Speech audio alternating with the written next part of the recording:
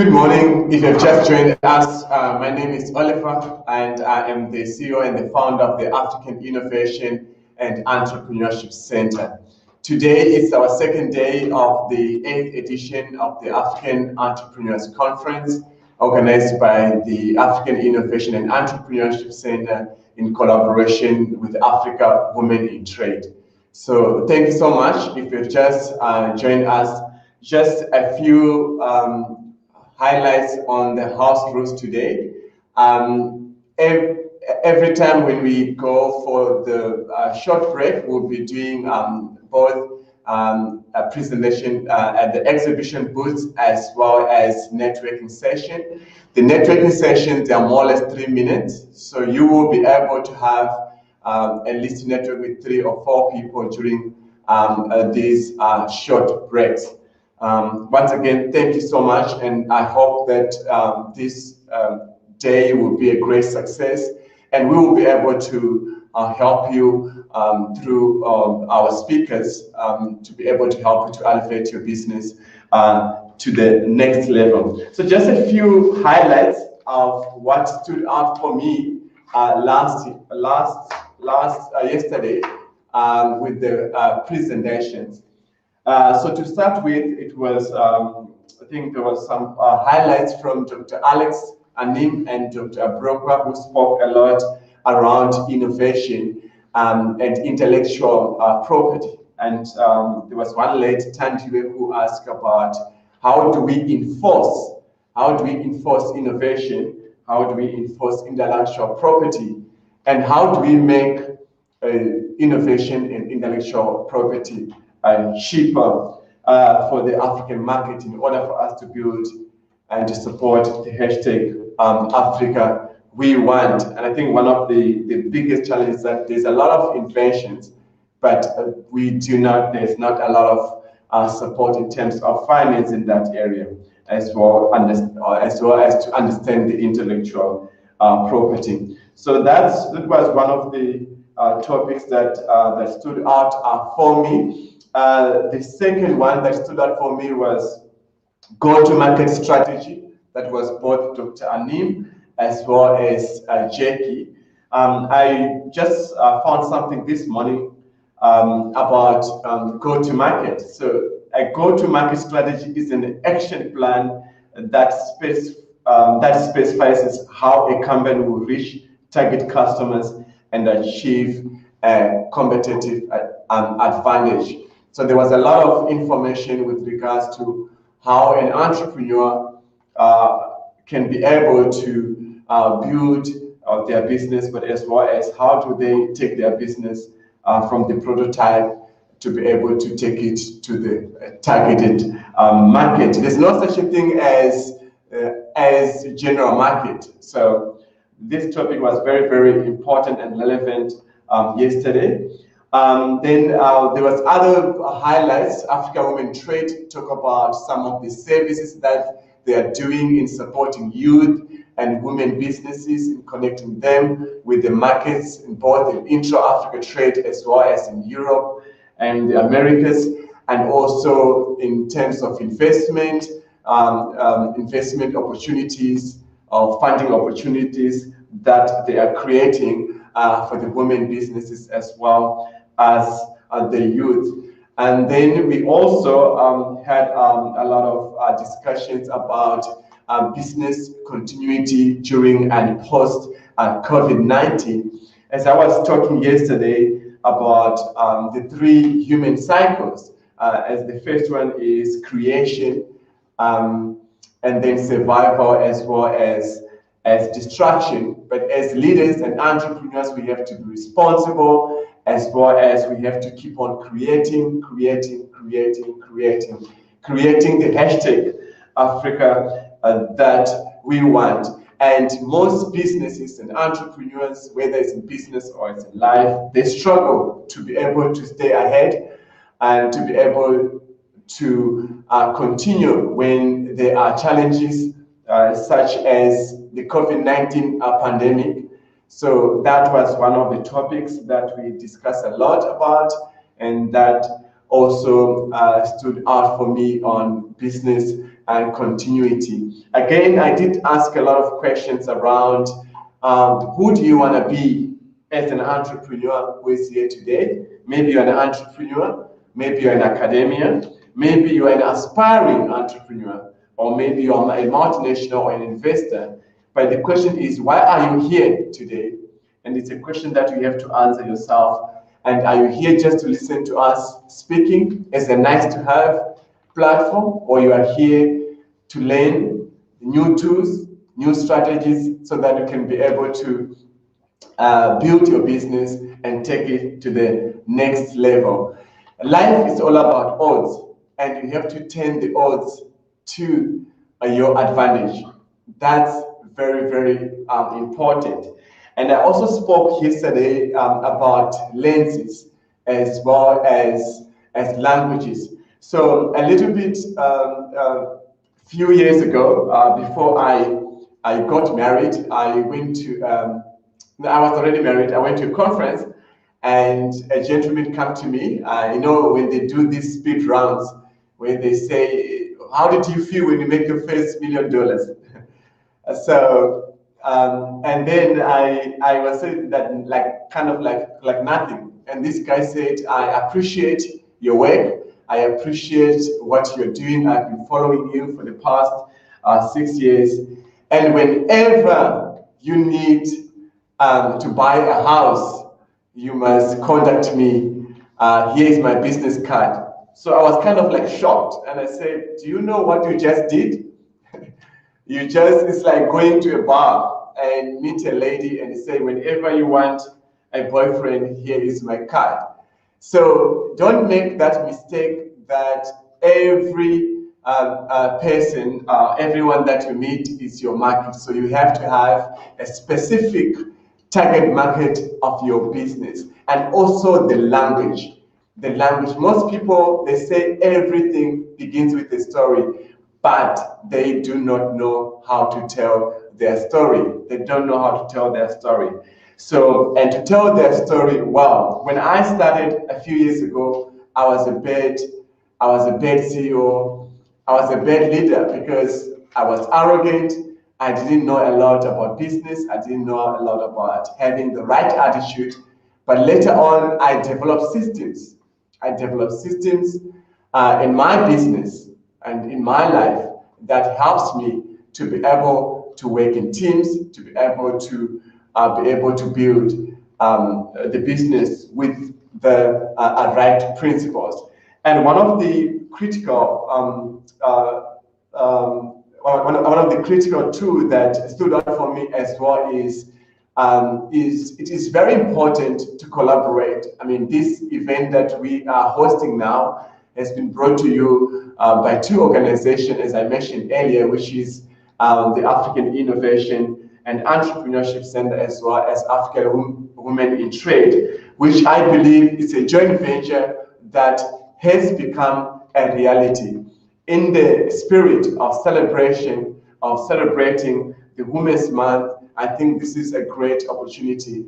And it shouldn't end here. I always say, let us focus on continuous improvement, and let us keep on searching until we find. So what is the outcome of today's session? I think today is the second day. And what is the outcome of today's session? So today we are going to start with doing business in Africa. And of course, the spirit in celebration Women's Month and women. We will be focusing on female entrepreneurs. And our speaker will be Dr. Faro Mcheka. Most of you know her quite a lot. She has been with us for quite some time. So she will be focusing and unpacking that subject matter. And after Dr. Faro, we will have a networking session. So you have to join the networking session as well as go to, at your left, to the booth where you can see the exhibitors presenting their products and service.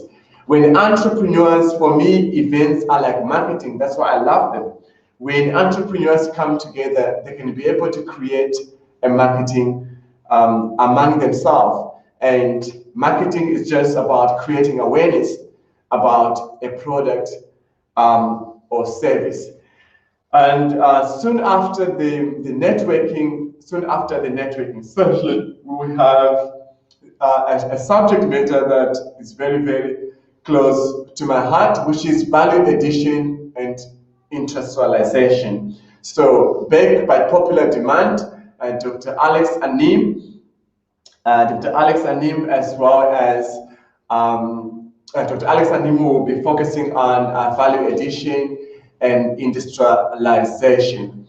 And then the last main subject matter that we're going to be focusing on today is going to be promoting intra-Africa trade and focusing on informal economy. As I mentioned yesterday, that why everybody wants to focus on informal economy, because the informal economy have got the buying power, and we're going to learn a lot about that and how we can capitalize and leverage of the hashtag AFCFTA as a great opportunity for us to be able to do business together as African, and also to add value.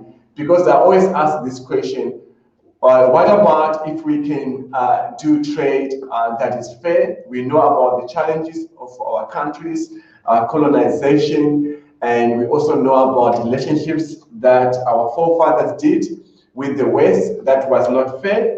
But imagine if we all have trade that is fair in Africa, and that's the whole idea, to promote a fair trade and also to add value to a woman who is growing agricultural products, or to any other business that are doing, for example, manufacturing, in textile industry. But all those businesses, how best can we add value? Currently, I spoke a little bit yesterday with regard to some of the projects that we are working on, and most of them that are in Ghana, about 85 in Ghana, and we have South Africa and other countries that we are focusing on in Africa. And these projects total to about $35.5 billion. Some of them have been funded, some of them are still looking for funding, and this will help us to be able to come together, collaborate, have critical thinking, but also to build and to tap into the skill force and to tap into the opportunities that our continent offers. The time is now. The time is now, and in the words of Steve Jobs, that says that for the continent to grow, Africa needs more jobs. And how do we unlock those opportunities? How do we create jobs for the people? How do we create wealth for the people? The government is not the answer, but we are the answer as entrepreneurs, because we are problem solvers, because we can be able to create that platform, to create those jobs. Of course, we need the government to focus on policies that favor small businesses, that also gives the businesses tax rebates and those opportunities. So that's very, very important. And also one of the focus that while we are doing this, when you talk about value addition, you also talk about digitalization, which is very important. Digitalization, because now if you are a woman who is doing business, or a young person in your local community or in your country, you now have the opportunity, because social media has leveled the marketplace. So you can be able to expand your business, elevate your business by also using the online platforms and expand your business. So digitalization is very, very important and paramount for the African entrepreneur. With I2I Mega Hub, which is an organization that we collaborated with last year, that is focusing on harnessing ideas and taking them to the globe. And I always say, imagine America without Ford, without Facebook or Google, and Africa, we don't really have those kind of multinationals that we as young Africans, we as Africans can look up and say, I want to be like Facebook. I want to be like Google. So that's the whole idea. with this organization, we are focusing on how do we harness ideas and take them to the group. How do we help startups? How do we help businesses to become multinationals and live that life of value, a life of legacy, while we are building the hashtag Africa that we want. Africa is the next big thing. Africa is the next big thing, and that's why you see every other continents and every other countries outside Africa, they are focusing and coming to Africa. And as I mentioned earlier, that's why we really need to create value and have relationships that are fair, that can be able to add value in the lives of the people. And at the end of the day, it's all about how do we unlock those opportunities and how do we share the knowledge and help each other to grow the continent that we love deeply. So I'm very, very confident that today, I know it's the last day, and you'll be able to get theoretical grounding, practical knowledge, which is very, very important to get practical solutions and practical knowledge on how to do strategies and to elevate yourself to the next level. And the other thing that you'll be able to we hope that you'll be able to get today is your personal context that will help you build a long-term, profitable and sustainable business in Africa. And it's also about relationships. I think it's most of our speakers always mention about that. Your network is a net worth. Because it is those people that you work with or your relationship that will be able to help you grow your business. Because we always work and help each other. There's a company that I have worked with for 2 years that is based in the Netherlands called Brainport. And this company organizes annual exhibitions where it's a 7-day conference, exhibitions, workshops, and it's all about bringing different minds together for the sharing of knowledge, entrepreneurs promoting products, innovation, and this is the whole idea that when we are coming together now, we can be able to have that constructive conversations as entrepreneurs and create that market among ourselves. As I always say, that clarity gives confidence. When you have clarity about the challenges and the opportunities, it helps you to make the necessary steps that you need to grow your business. And I want to also take this opportunity to thank our team that helps us to put this event together, which is, I know, organizing events is quite of a challenge.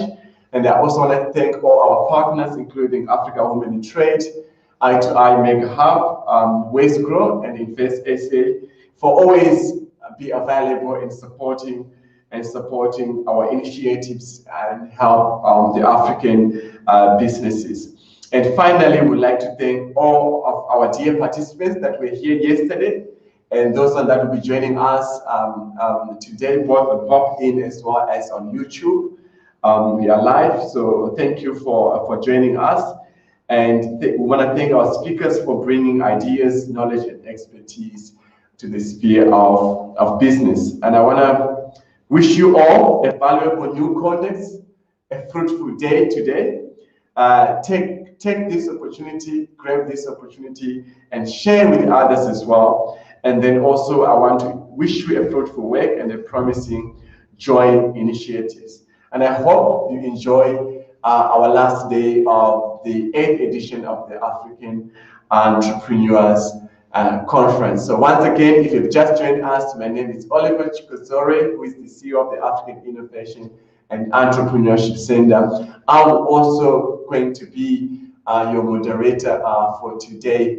Your other moderator, Notula Shange, she's not available because of some network issues, but I'm going to be here with you and making sure that you get the necessary tools that you need to level up and to accelerate your business to the next level. So once again, thank you so much, and you are all welcome.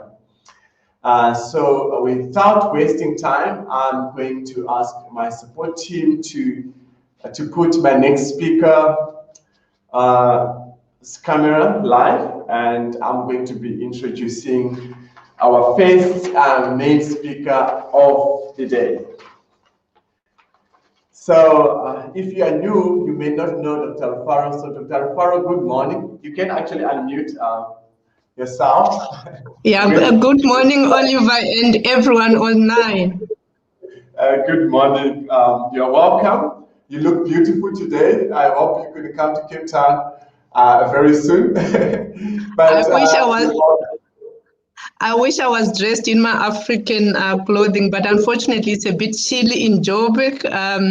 I'm very envious of your dressing today, especially given that we are talking Africa, we are talking women issues. It would have been nice to dress accordingly. Yeah, so you can still get that Dookie, but next time. But thank you so much. A warm welcome.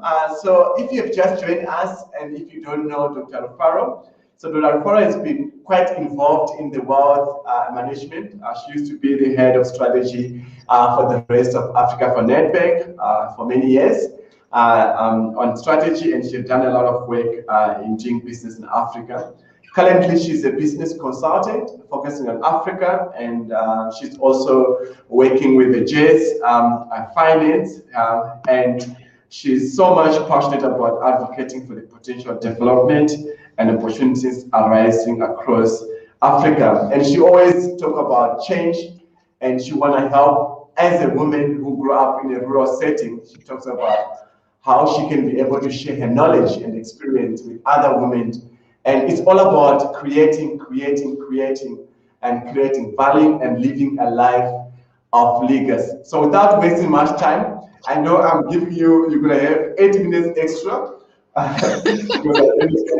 So you're welcome. So please, over to you, Dr. Alfaro. Wow, Oliver, it's always nice to participate on your. Just a minute, I just need to share my screen here. Just let me see what it is doing. Let's see. So you can go, it says share on your screen. Okay. And then window. Okay, just a minute. Yeah, so I am just sorting myself. Can you see it that side? It's loading, so your presentation is loading. So you have to click on the actual presentation. I don't know, there's so many pages on the screen. And I don't even know what's okay. Let me just see. Okay. Stop sharing. Let me just do it. Yeah, let me try to share again, and let's see. I hope this time. Then I just click this thing, and then I say share.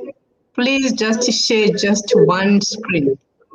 Okay, let's see what's happening now. Wow. Why is it doing this, Oliver? Okay, let me just go to my. Okay. Is this technology now? Yeah. So you must. Okay. So I think you must first open your desktop. That's the. Sorry. Share your desktop, open the presentation, and you'll be sharing. Yeah, because my presentation is already open. Yes, so just click on the first window you see and click that window you see. Yeah, because it says entire screen, right? And yes. And then, should I just say window? Okay, let's see here. Let's see what's happening. I hope this time it's gonna work out. Is there something coming that side? No. Yes. Is something coming out? But you need now to share your presentation. Sorry? Share now your presentation. We are only seeing what you're seeing, and we need to see what you're seeing, which is your presentation.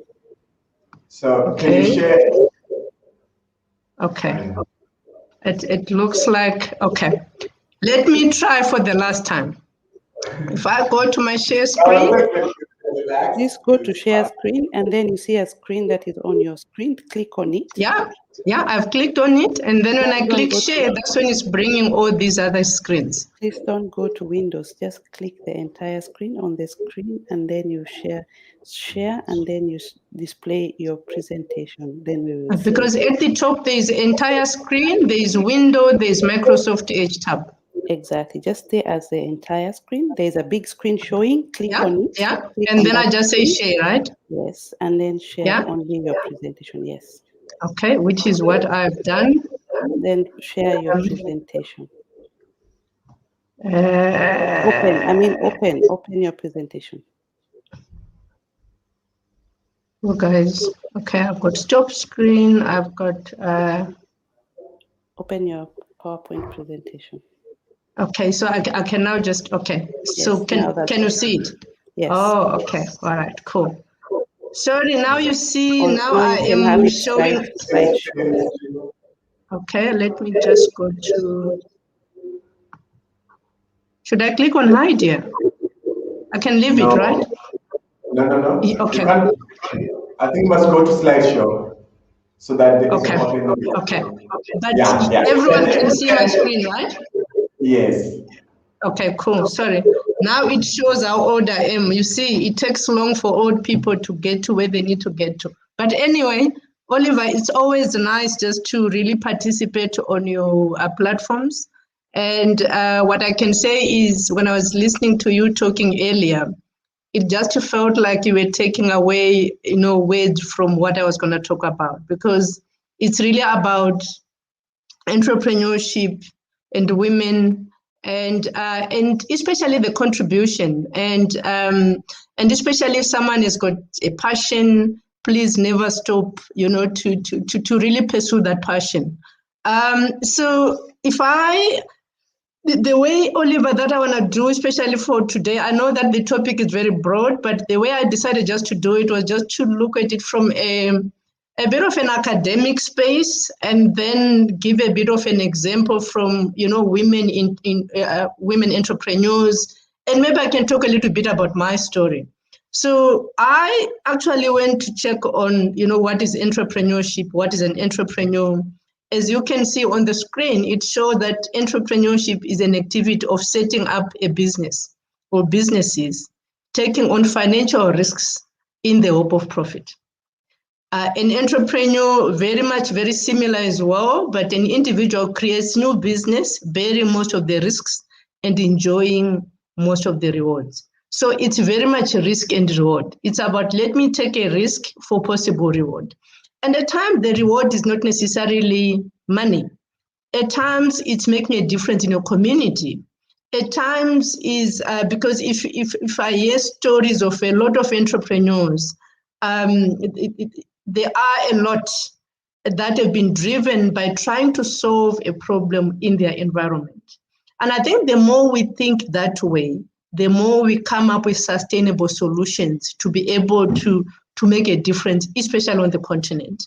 And what we also know about entrepreneurship, if you manage that risk that I'm commenting about, because many times, there are so many people that have got ideas, they start, they try, they don't get to the finish line, mainly because they don't manage the risks well. That's why my risks are very highlighted in red, because that's the biggest area that we need to manage. But what we also know is once you get to the finish line, there is a lot more that entrepreneurship can actually bring, which really talks to employment, a lot of innovation, economic development, and it's quite important for us Africans to really take charge and control and be able to, to direct our efforts into growing the continent, because we know it better. We can't expect someone to come and tell us what to do. We know it better. We grew up in those environments. We're born here. And it's quite important for us to really try to understand those opportunities and also how we manage those risks. So what I also did was really to read a lot of a couple of papers, because like I said, I wanted really to bring it from an academic perspective. And I think, Oliver, you have seen this slide before where where someone did some research in a couple of countries. I just picked those four just to give an illustration, which really shows that, entrepreneurship contributes so much, especially into employment, because one can employ one or two people, whatever the number of people are. Yes, it might not necessarily be a lot of money, but whoever is employed can be able to go and feed the families. And many times on the continent, we find that, a working person normally feeds maybe 4 or 5 people, and in some rural areas and settings, maybe even 1 into 15 or 20 people. So it contributes a lot to employment, which really provides food onto the table in the end, and also to the GDP. And so the more we can nourish our ideas and fertilize those ideas and manage those risks, the more we can actually contribute to the economic development of the country. So if you look at on average, 80% of employment on the continent is really through the SMEs, people that have got ideas, passionate about what they believe they are going to change, and also get some reward in the end for their effort. So I'm just really going to go through some highlights of some of the research that I've picked up. If you look at from a global context for women's enterprise, at every level of entrepreneurship, women are at least 20% more likely to cite necessity rather than opportunity as their motivation. Because if you really look at it, mostly men at times go to town to work, and some never even go back. So a woman has to try to do something to be able to sustain themselves.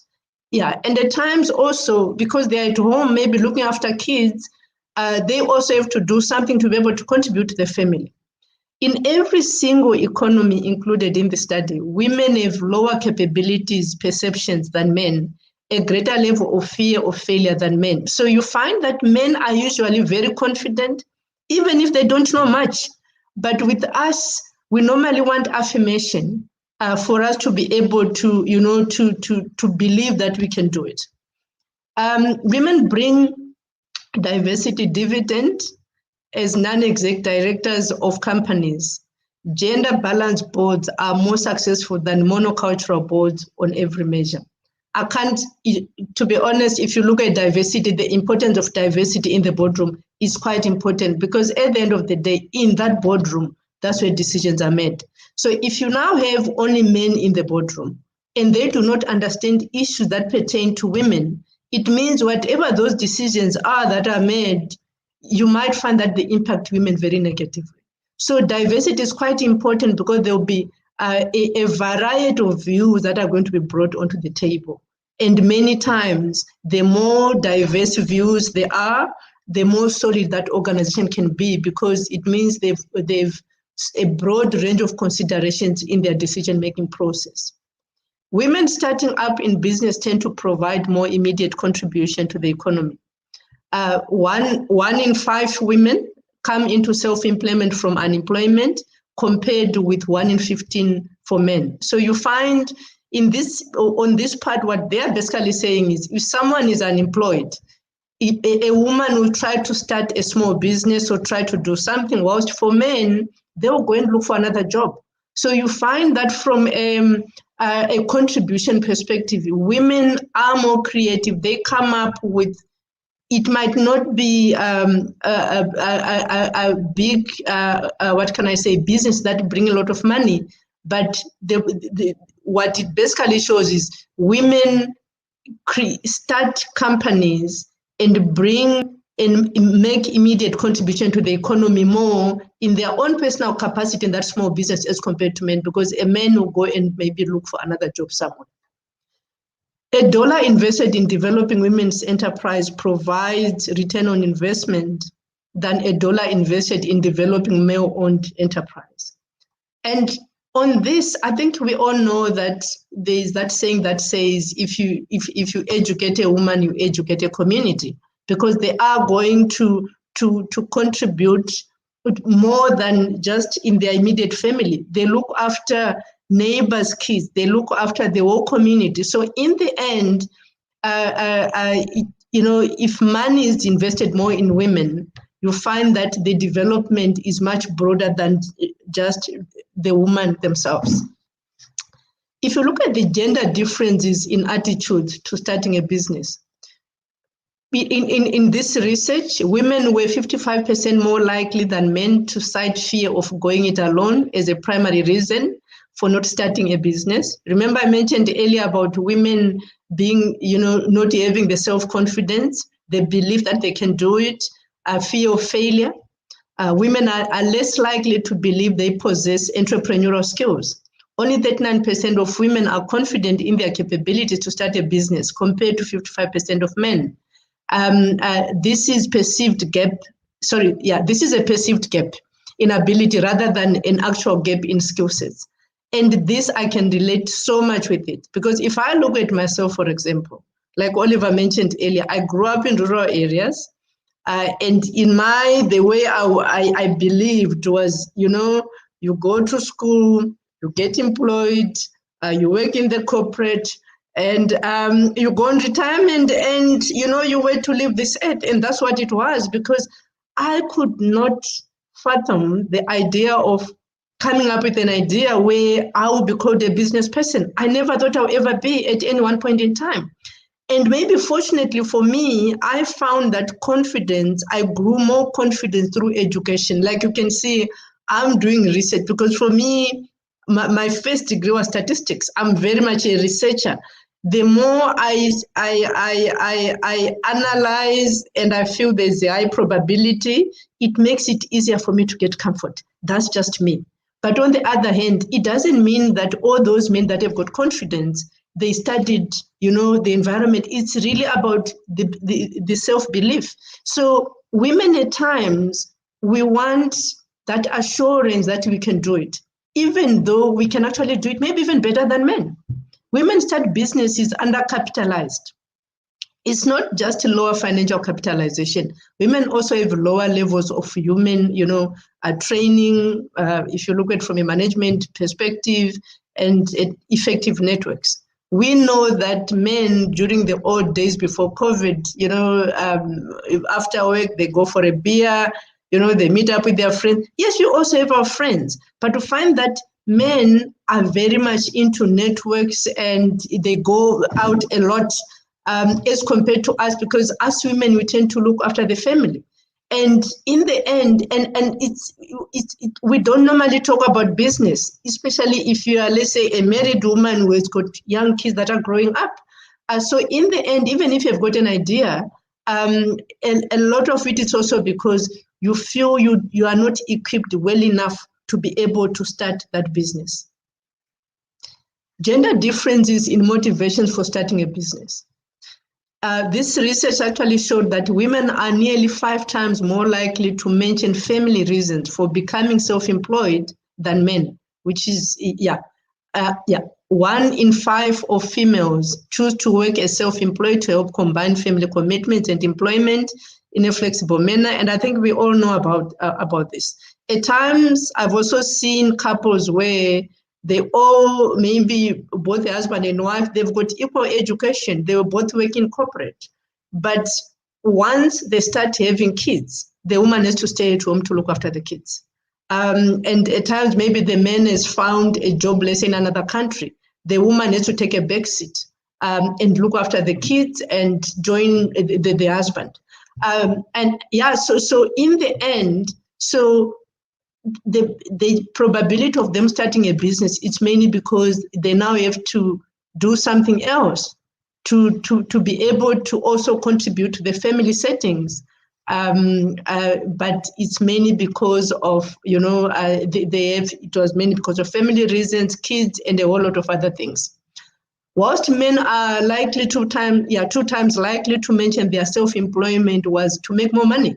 So with women, if you look at the motivation, it's about family reasons. What's for men is to make more money. And this is where you find that the entrepreneurial journeys are quite different between men and women. Facts about access to finance for female entrepreneurs, and I think a lot of women or ladies that are on this platform that have started businesses, they know that it's much tougher. It's also tough for men, but I still think it's much, much more tougher. And it has been proven through research. Women are about 10% more likely to see finance as their only barrier to entrepreneurship. about 1 in 3 of women say access to funding is the biggest barrier to starting or scaling up a business compared to 20% of men. Only 1% of all venture funding goes to businesses founded by all female teams. So which means if it's an all-female team, the probability of one being given for venture capitalists to believe in women succeeding, it's lower. And some of it also talks to our confidence levels where we think, we might not be able to do it, and maybe you're not trained well enough. And so in the end, unfortunately, those biases actually showing even in the funding model as well. A fear of debt is the single largest barrier to entrepreneurship for both men and women, although women are significantly more fearful than men. 91% of investment by value was directed into companies without, sorry, let me see if I can move this thing down here, sorry. Without a single female founder.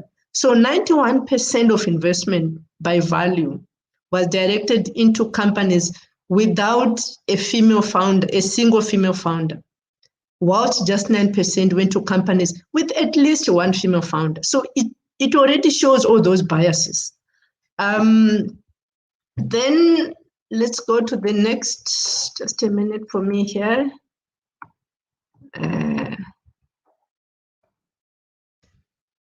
Okay.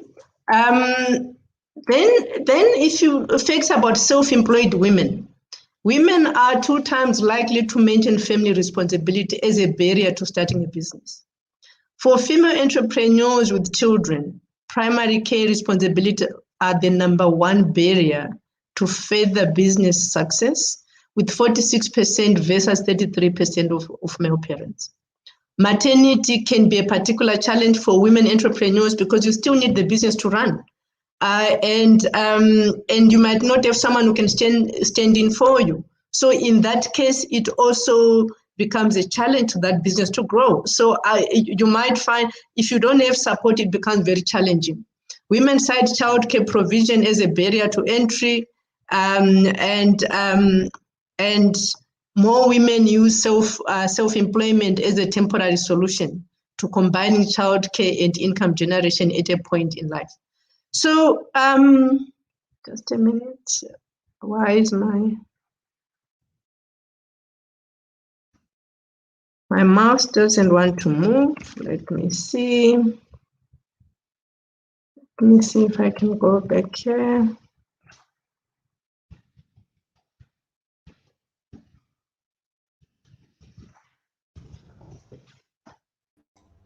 It's technology. I know, and I'm just trying to press my, I'm just moving all along nicely. I'm not sure what it is doing now. Let's see whether it's gonna, okay.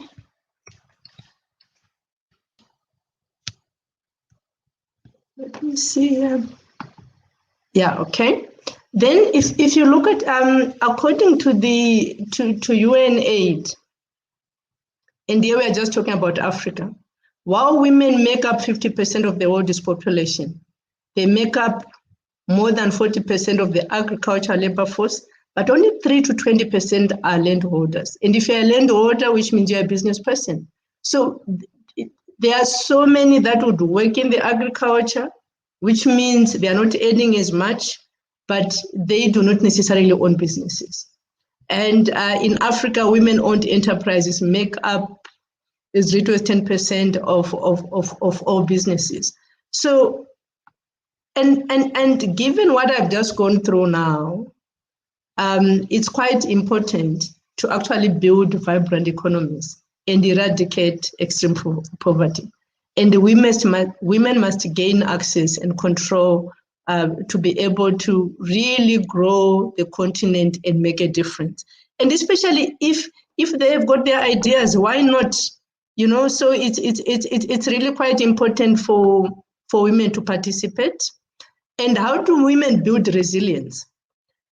And remember, I was commenting about the risk from the beginning, and I think you actually saw from some of the research, which really shows women, even if they might know what needs to be done, they are scared.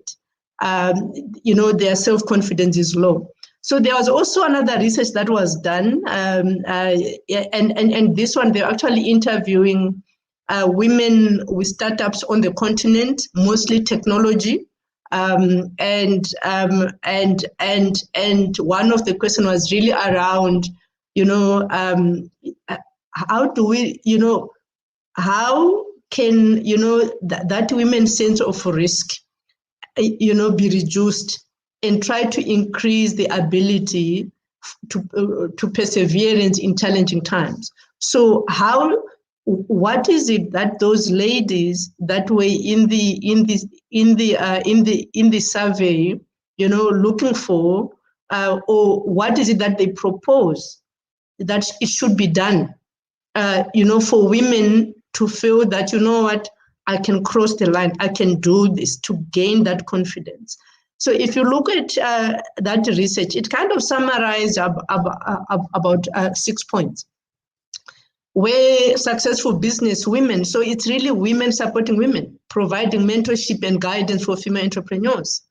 And if you look at, especially the bottom here, more female investors to get involved in aspiring women startups.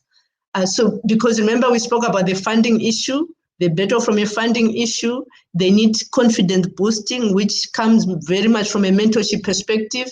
And also, whatever that support is, it needs really to be tailored based on the business itself.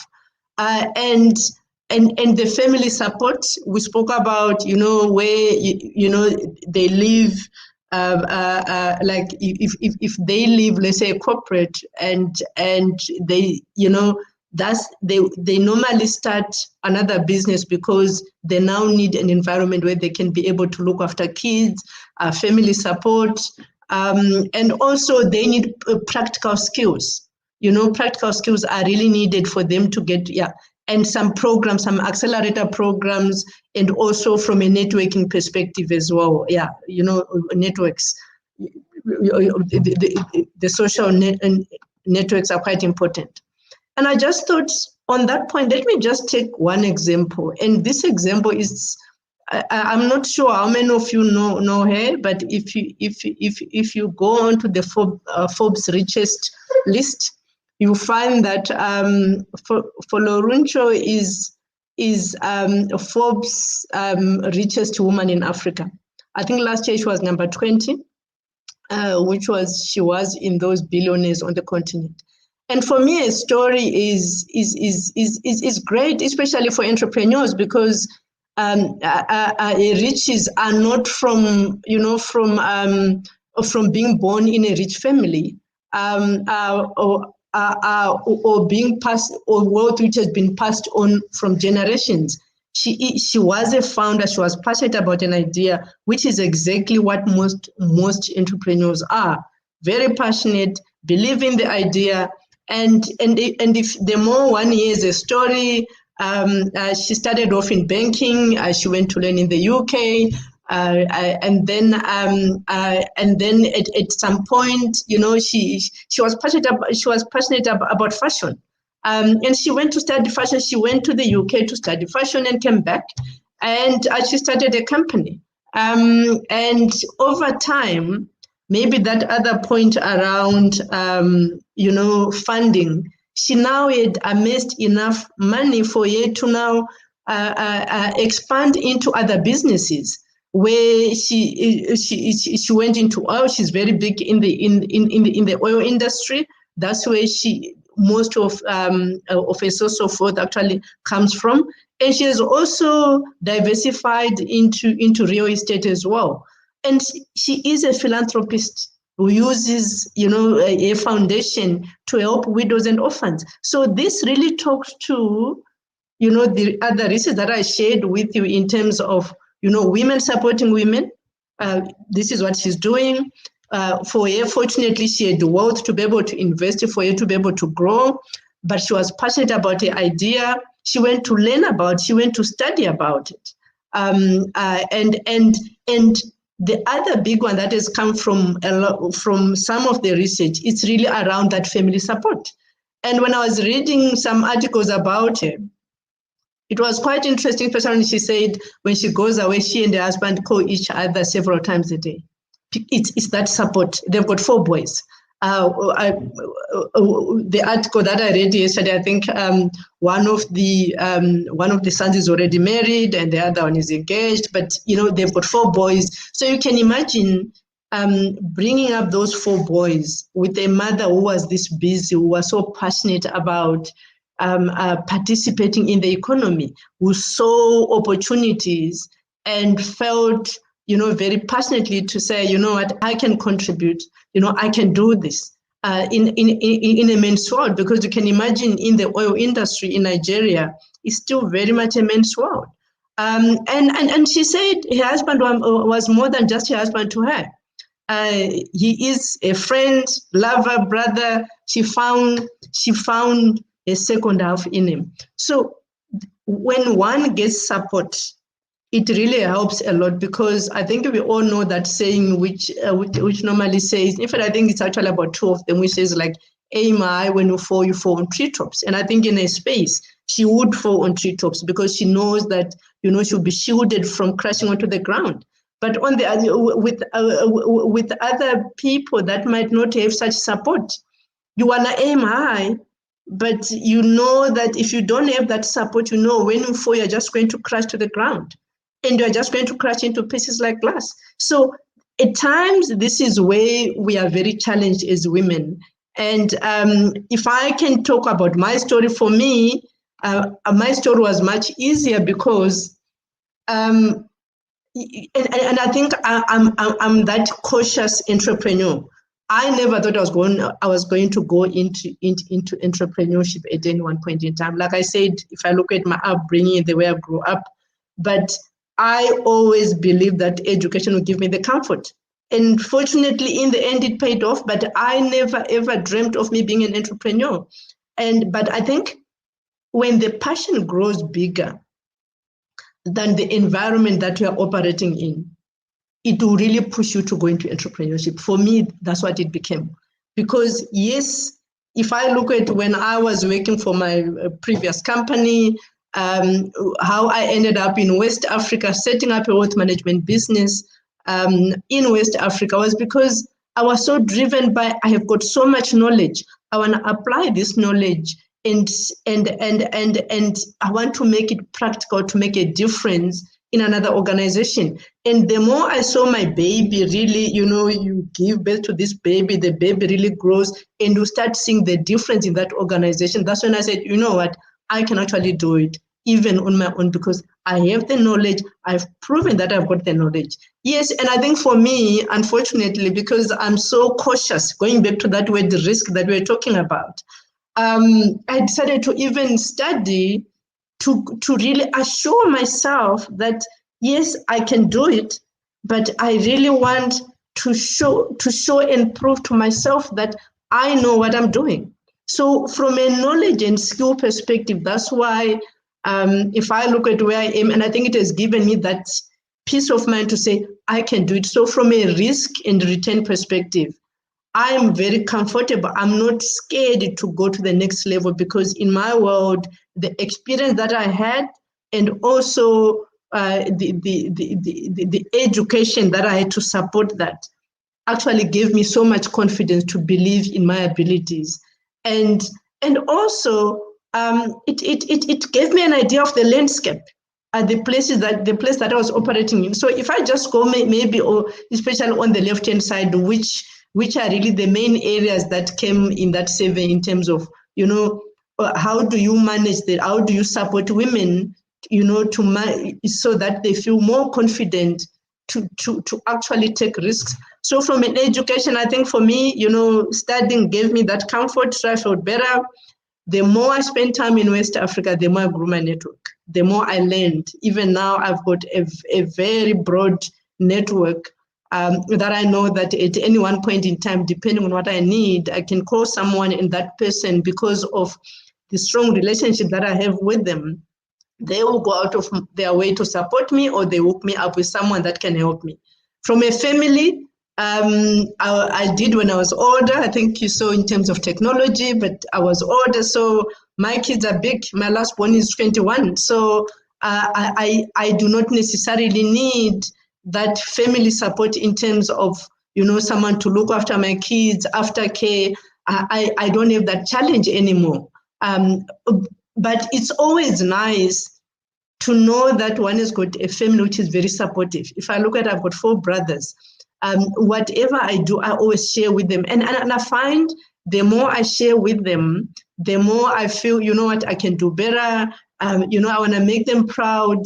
I should not disappoint them. What can I do to make them proud? And from a mentorship perspective, I really use a lot of my network. In my network, I've got people that have run businesses, people that are also maybe almost at the same stage as myself. So I really use my network to actually grow. And it's really stuff that I have started doing in my personal capacity to mentor other people. So I am a member of the on the advisory board of the Women in Tech in South Africa. And with that, we really mentor women in STEM, you know, especially girls like at university. Recently, we donated some laptops at a school in the Eastern Cape. And this school did not even do computers all along, but they've actually applied to the Ministry of Education, so that going forward, starting from next year, they can actually start to offer those lessons in computers as well, because now they've got computers that we have donated.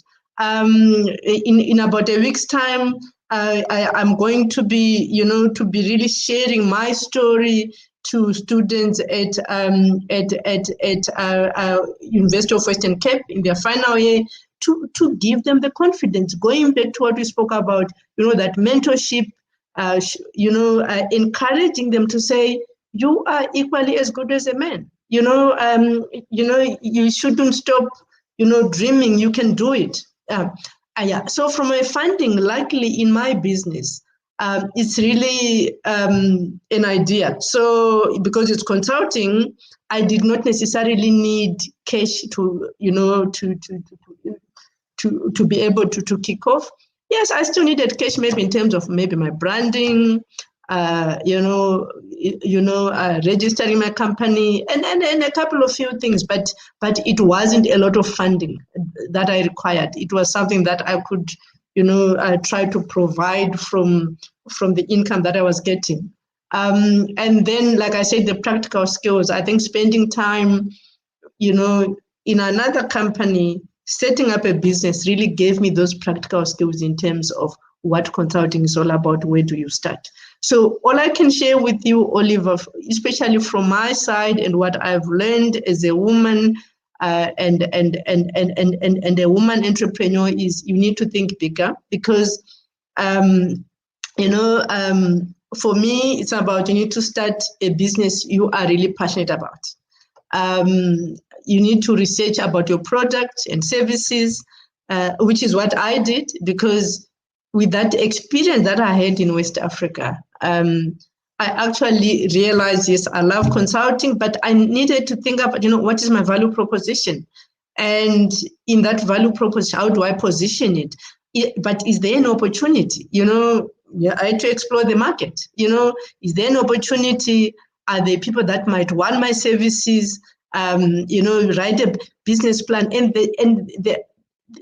the good thing about writing a business plan is it really helps you to really think through all the issues, because you now need to think about, okay, what is the name of my company? What is the mantra for my company? Okay, what products are they? Who are my suppliers? What are the buyers? Who are the buyers? Where am I going to find the buyers? Where am I going to market my products? Who else is in that space? But if you don't write it down, because at times this is where our fear comes in. So for me, writing a business plan made it much easier for me to have a very clear picture of what my business was all about. Because then it makes it easier to identify those risks and how to mitigate them.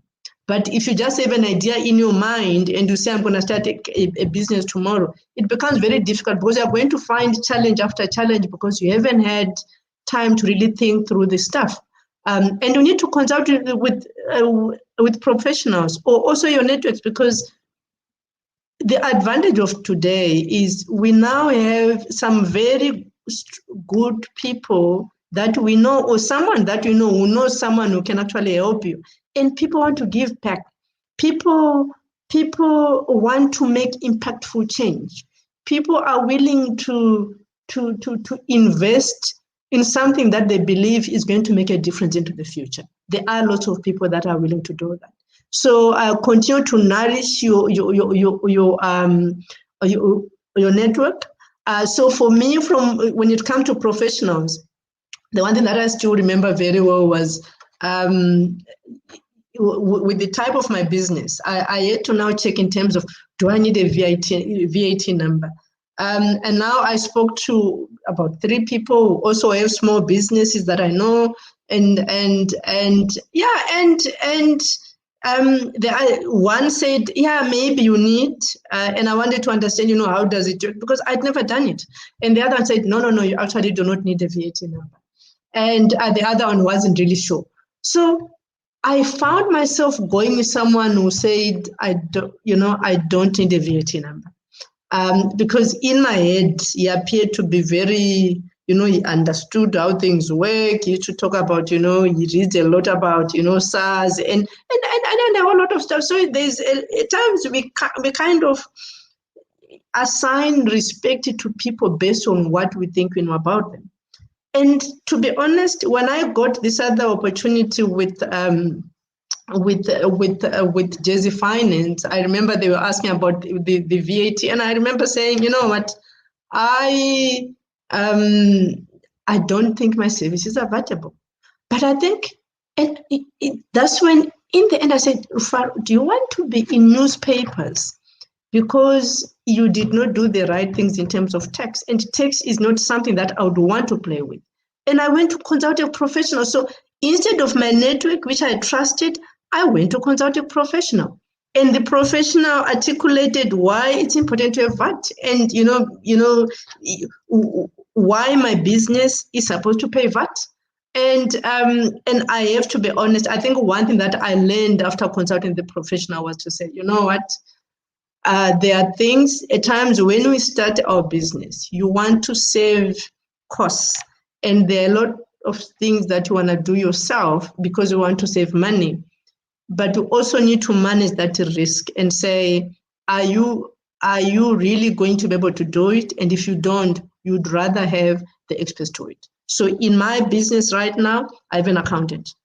We agreed on whatever those services are, but I know that I don't have to wake up at night and worrying about it. Anything that I need to know, he sorts out, we discuss, but I have an idea of what needs to happen. So at times, you shouldn't take too much risk, especially if you're not clear of how things work, because you might find yourself on the other side of the law as well.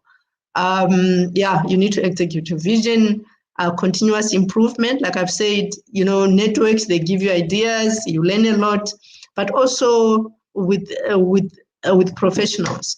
So for me, looking at where I am, maybe just to summarize, is what I have also learned in my short journey into entrepreneurship is trust is very key. Your network, can actually lead you to the next business. If you do good quality work, referrals are much better than trying to put a board out there for people to come to you. If you can, depending on the type of business that you are in, and also be authentic in what you do, because trust plays a very major part. And if I look at right now, I've got 3 major clients, and all the clients, if I look at one, approached me because of what they saw, what I do on LinkedIn, and whatever they saw, they approached me. The other one, it was someone who referred me. And the other one, they knew me from before. And Yeah, so it's really three big clients who even now I said I don't even want to try to look for another client at the moment, because if you also grow your business too quickly, if you're not careful, that's when you end up not providing the service that you need to provide. So you also need to manage the size of the business, at what level of growth it is, so that you do not take too much of what you cannot buy it. So Oliver, this is my last slide, just to say, I think it's quite important from the research that I've just shared to say, as women, we need to support other women. And because it's about, when someone sees someone who is like them doing certain things, it also gives them the confidence to say, I can also do it, because they can do it. And I think we have seen the differences in men and women and how they do things, and how their lives are quite different, because women, there's the family side of it, they're looking after kids, which is very different from men, so given that, it's nicer when other women who are also aspiring to go into business and really pursue their passion, to also link up with other women who can give them the courage and encourage them and support them. So yeah, that's my story, Oliver. Thank you so much, Dr. Faro, once again. And that was a great presentation. I was going to ask a question, but you clarified that. You say, how do you balance family and work? But I mean, you don't have that stress anymore, so which is great. But if I look at your the lady that what's her name, they were one of the richest sorry founders. She was supported by men, by a man. So most women that I know, please pass me some water. Most women that I know, they are supported by men who are doing well. And one of the biggest challenges in working with women, I realize that they don't like to support each other. But I am happy that you are here. You always offer your services in empowering and and supporting other women as well. And I think that's also the vision of Africa Women in Trade and what we do. How can we come together as women to be able to share and mentor others, and also create a demand and market for their products and services? So from my side and the team, once again, thank you so much. I don't see any questions on the chat, so which means that everything was clear. So thank you so much once again for your Yeah, you presentation. are welcome, Oliver. And yeah, just to say, if people have got questions, they should feel free to ask or email me. I am definitely on LinkedIn, and I'm very active there. So if Can you people need, post your can you post your details on the chat here? I'll put them on the back end okay, because we'll do that. yes, yes. Okay, thank you so much. Otherwise, bye everyone. Have a great Friday. Thank you so much, Doctor, and have a great one. Have a glass of wine as well. Thank you so much. So if you've just joined us today, it's our second day of the AIEC African Entrepreneurs Conference, brought to you by the African Innovation and Entrepreneurship Center in collaboration with Africa Women in Trade. So thank you so much if you've just joined us. We're now going to the next session. We are going to a presentation on the booth, Master Tea presentation. So if you see I don't get sick, it's because of their great products. There were different herbal health teas that can help to boost your immune system. So I'm encouraging everybody to join the expo presentation on Hop-In. Wherever you are, it's going to be for the next few minutes. Thank you so much. We'll see you at the next session.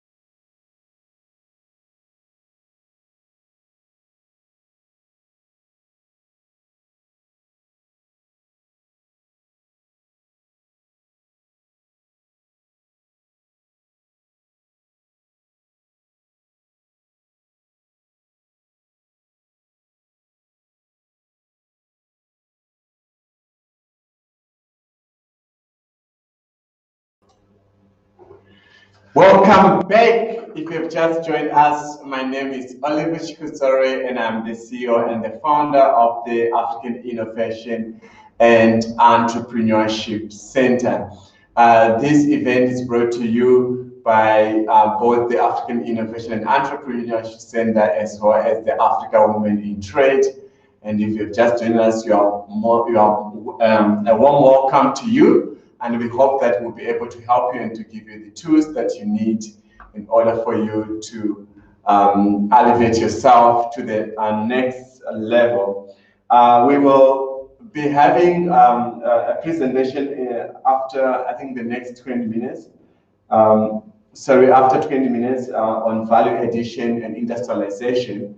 But I thought while we are still waiting, we can be able to just have a short dialogue with you guys, or just share a few inputs with you. So if you are joining on YouTube or you are on Facebook or on Hopin, please, whenever we have networking sessions or booth, please go to those networking sessions and connect and build relationships with other entrepreneurs.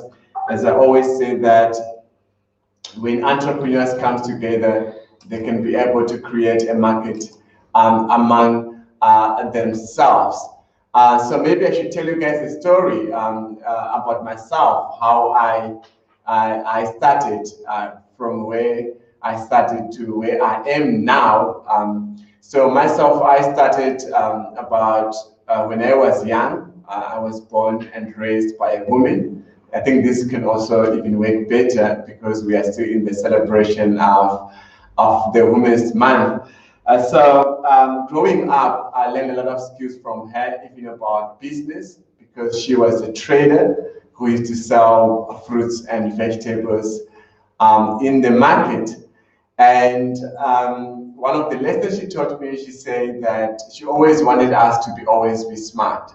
So even if you have one shirt, she always said that you don't have to go out with a dirty shirt, even if you only have one. And the whole idea was to, for me, it was more about to overcome challenges and poverty growing up.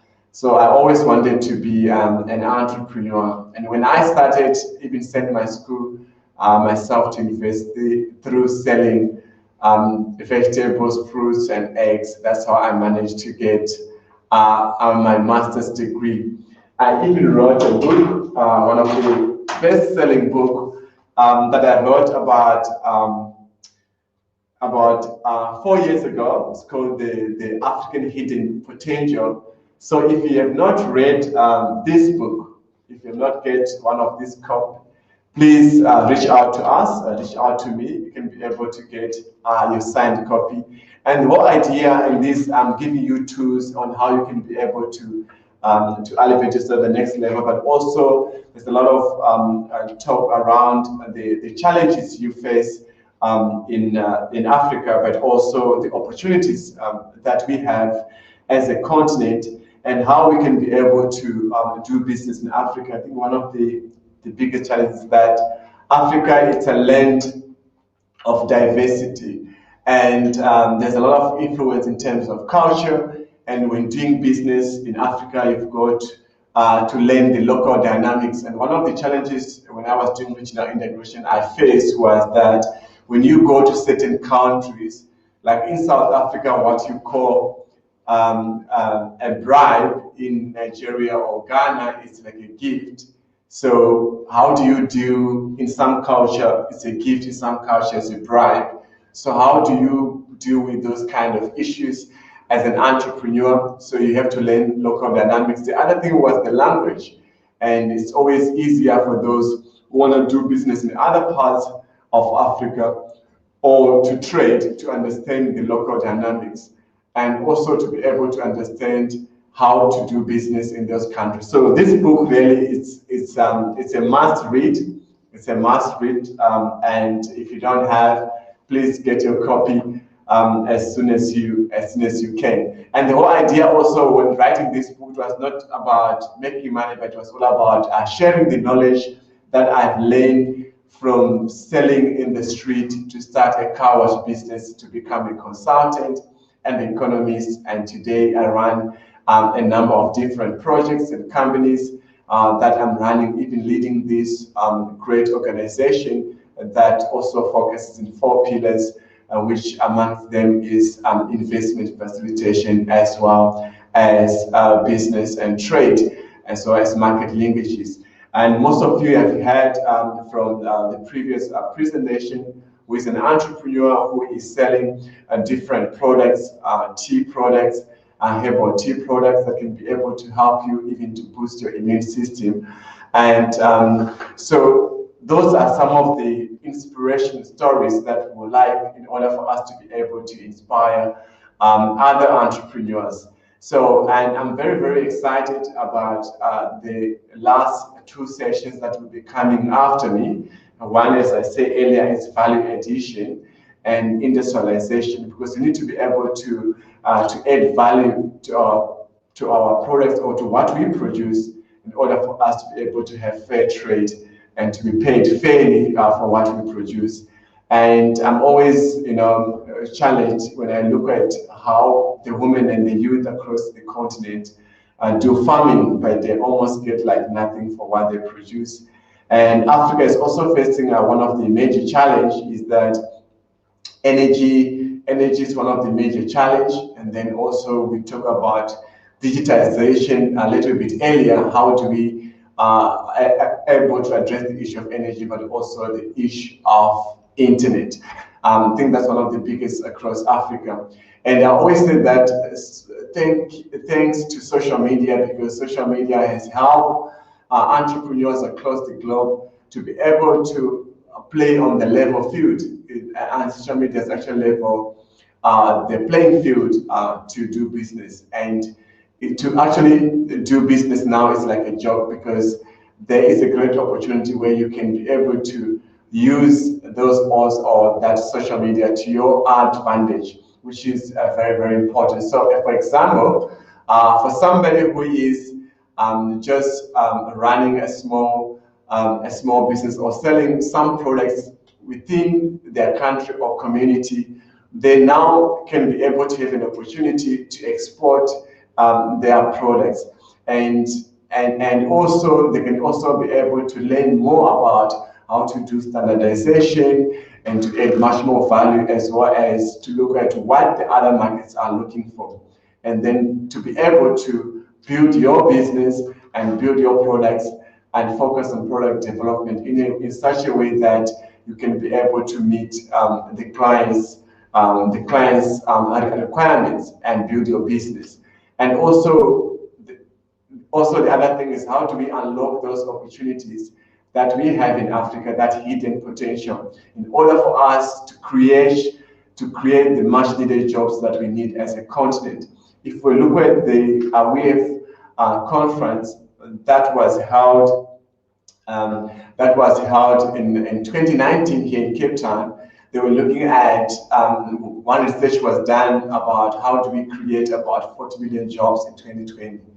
But we actually lost 20 million jobs in 2020, which means that about more than 60 million people have got no income, because one person may be supporting a family of 4 or 5. So that's one of the biggest challenges: job creation, wealth creation. And Africa is the next big thing. So how do we support and bring that entrepreneurial culture? Because in Africa, we do not really have that entrepreneurial culture, such as the Chinese, that has the entrepreneurship culture from early on in life, such as the Jewish culture, where they are taught to become entrepreneurs from early on in life. So that's very, very important. And having these discussions as entrepreneurs, we can be able to have constructive conversations, but also sharing of knowledge and supporting each other to grow and expand and elevate ourselves to the next level. So I'm really, really looking forward to the last 2 sessions. And please don't go away. Don't go away. They always say in this African proverb, there's more where it comes from. So this is an opportunity, and grab this opportunity today so that you can be able to grow your business. So once again, thank you so much for joining us if you've just joined us. The other thing I forgot to mention, and I'd like to mention, is that we will be hosting this event both in person and virtually, but the main focus in November, we're going to do our annual conference in Cape Town. It's going to be a 3-day event, but for those who will be joining, it's going to be a 7-day session. Of course, there will still be a 2-day, some few sessions that those who can't come, they will be joining virtually. So we would like you to keep on following us on all our social media platforms and all our digital communication channels about the upcoming event. You can actually start registering soon and bring your partner or your business partner. This is an opportunity that will change your life.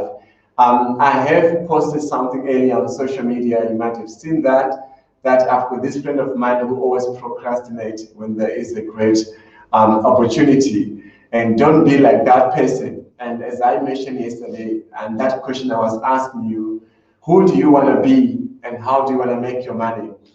Who do you want to be and how you want to make your money? So this is a great opportunity for you not to procrastinate, but to be able to get those tools and strategies that can help you to take your business to the next level. So in the next few minutes, I'm going to allow you to please go to the networking sessions.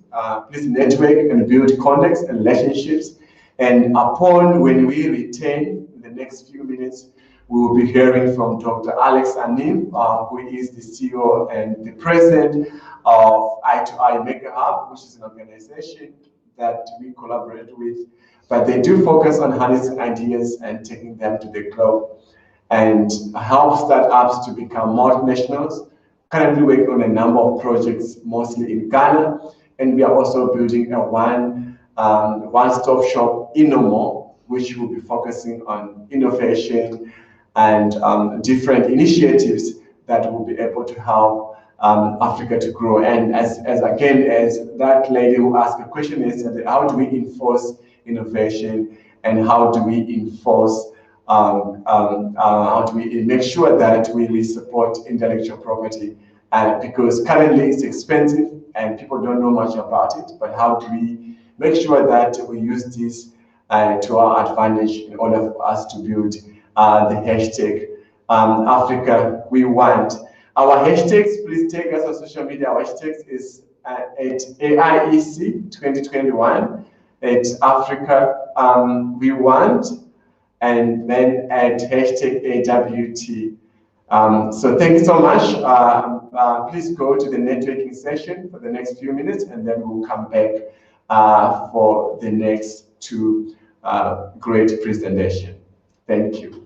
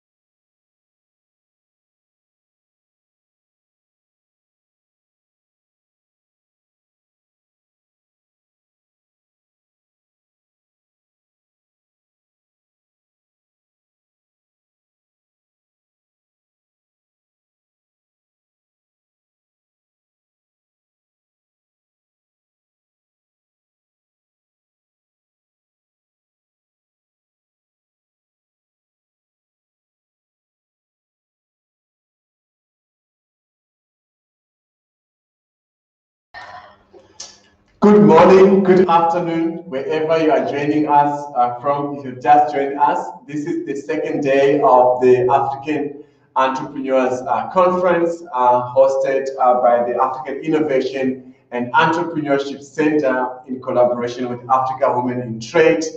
I am your host, and once again, a warm welcome. So, as I was saying earlier, that there is more where it comes from. So our next speaker is Dr. Alex Anim. You might have seen him yesterday. He did a lot when it comes to innovation in intellectual property, as well as go-to-market strategy. Dr. Alex Anim is the CEO and president of the I2I Mega Hub. You've done a lot of work around innovation and intellectual property.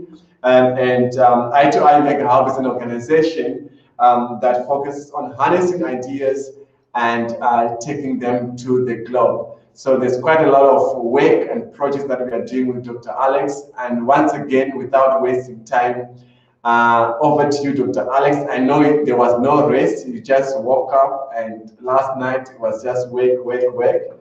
But we have to do that, and we will rest one day when we are dead. So a warm welcome to you. You are live, and over to you. Thank you so much, Oliver, and everyone.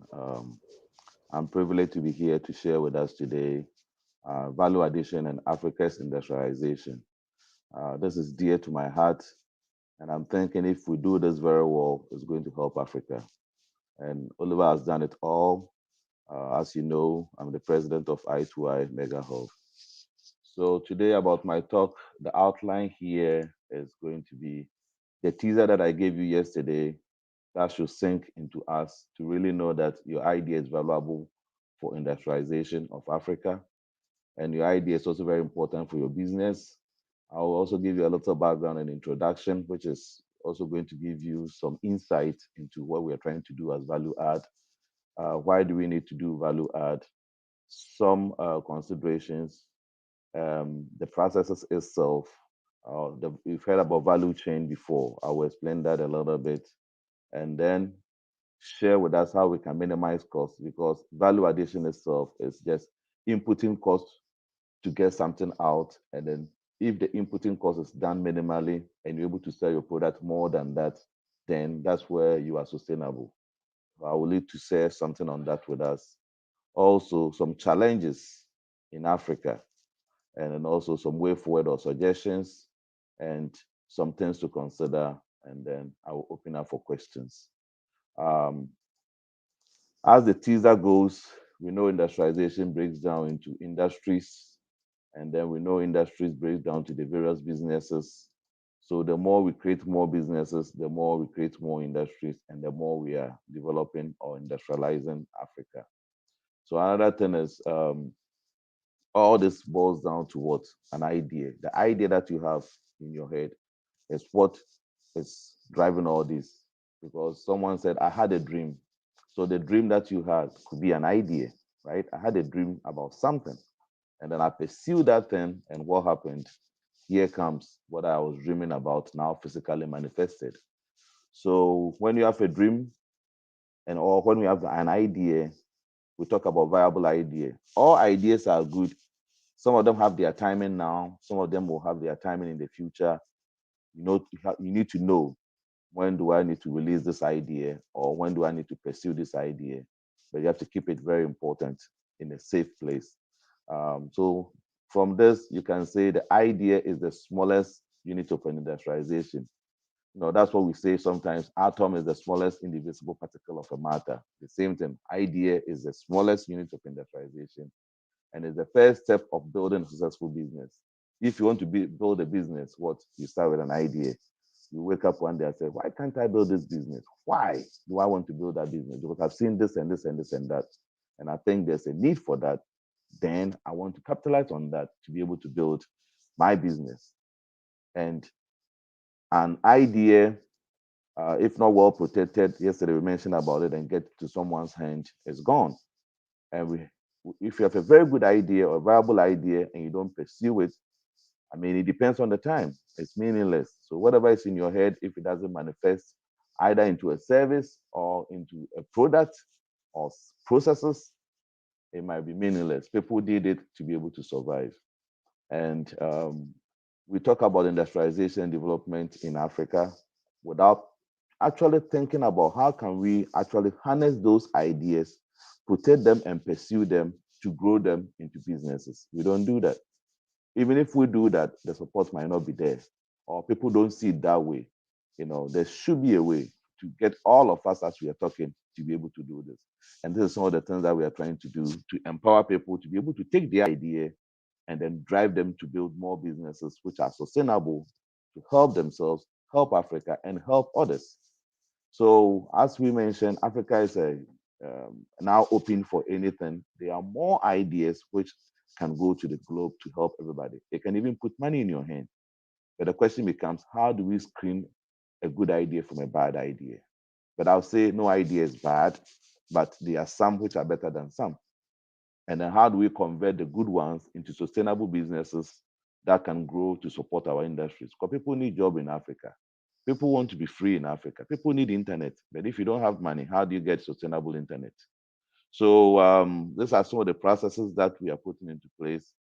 So the way that to take your idea to a business is inexpensive relatively. It takes a very short time to do that. And your success rate is very high. And that's how we exist. And we are trying to propagate this as we go along. And to do some of these things, you need to know something. I mean, this some of the things that I've highlighted here. You need to understand the process itself. You need to have a structured innovation system and processes, and you need the right people. Someone who will be trustworthy and will not be telling stories, and then who would like to do it. But also on the flip side, you having the idea, you also have to be very flexible to work with people. Oftentimes, people who have the money would like to take the idea from someone, and oftentimes, people who are uh, the employees and employers want to always not treat the employees very well, but they have to go hand in hand. If you want someone to be there for you, you have to be there for the person. And as I mentioned, intellectual property is a way to go to help you to take the advantage. Apart from strategy and the rest, intellectual property is very important. So with this, our background is here. It's going to be more of illustration, little talking here, a little write up here.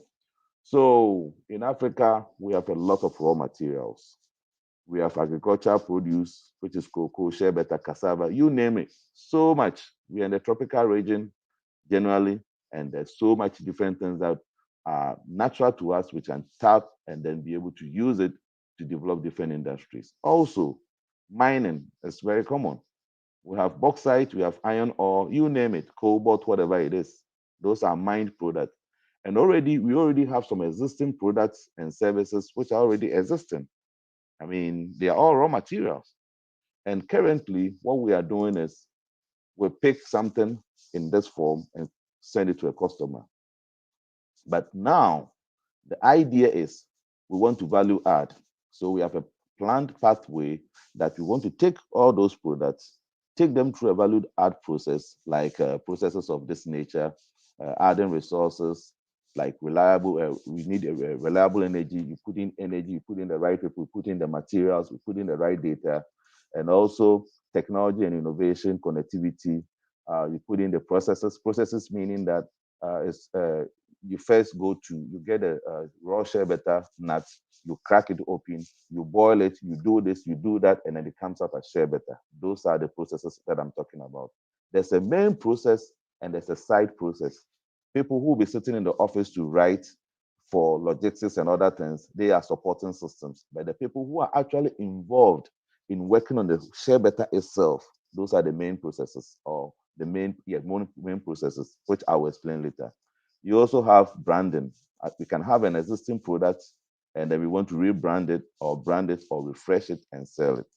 We also have inputs. All these things that we are doing, resources, technology, processes, branding, they all cost money.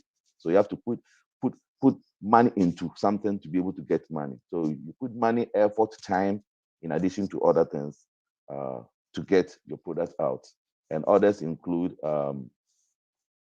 leadership, management, policy strategies. All these things come together in addition to even more to be able to get your product coming out. Like if you have cocoa, it comes out as cocoa powder, cocoa butter, chocolate. And if you have bauxite, it comes out like alumina, aluminum. And if you have iron ore, it comes out as what? Steel. And this is what we want to sell to get money. So at the end of the day, we want to take the raw material, do something to it, and then at the end, customers will be willing to what? Buy, or we sell it to customers. In that case, these processes here add some money or some value to the product, and at the end of the day, customers are willing to pay for that with more money. So as you could see here, if you look at the pathways, note that the raw material is relative, given that one business intermediate or finished product is another man's feedstock. What we are trying to say here is sometimes you can have, let's say, iron ore, and then iron ore is converted to wrought iron, and then wrought iron is converted to steel. This is just an example. The steel industry can also buy the wrought iron, which is an initial, which is an intermediate from what the steel from the mining industry to use as a raw material. So what we are trying to say is, if you think about raw material as always something which is natural from the earth, it's not always true. It could be something existing that you are making it better to another state, which customers would like to pay for it. So with this, we'll go into some little definitions here, like what is value add? So value add is changing the status of a services or a product from an initial state or from one state to another state or a final state. So I'm here and I'm going there. And whatever I did it to the product at this state to get here, customers are willing to pay for more for the difference. So if I added $2 to it, maybe the raw material was $1. I added $2 of raw of energy or of value add to it, it becomes $3. So that $3 is now the cost of the new product. But if customers are willing to pay for it at $9, the difference is, I mean, substantial. So that's why we do value add such a way that we add value to a product to be able to do what? Get more money from it. If you look on the right side, look at this. A bar of iron costs $5. That's the iron by itself.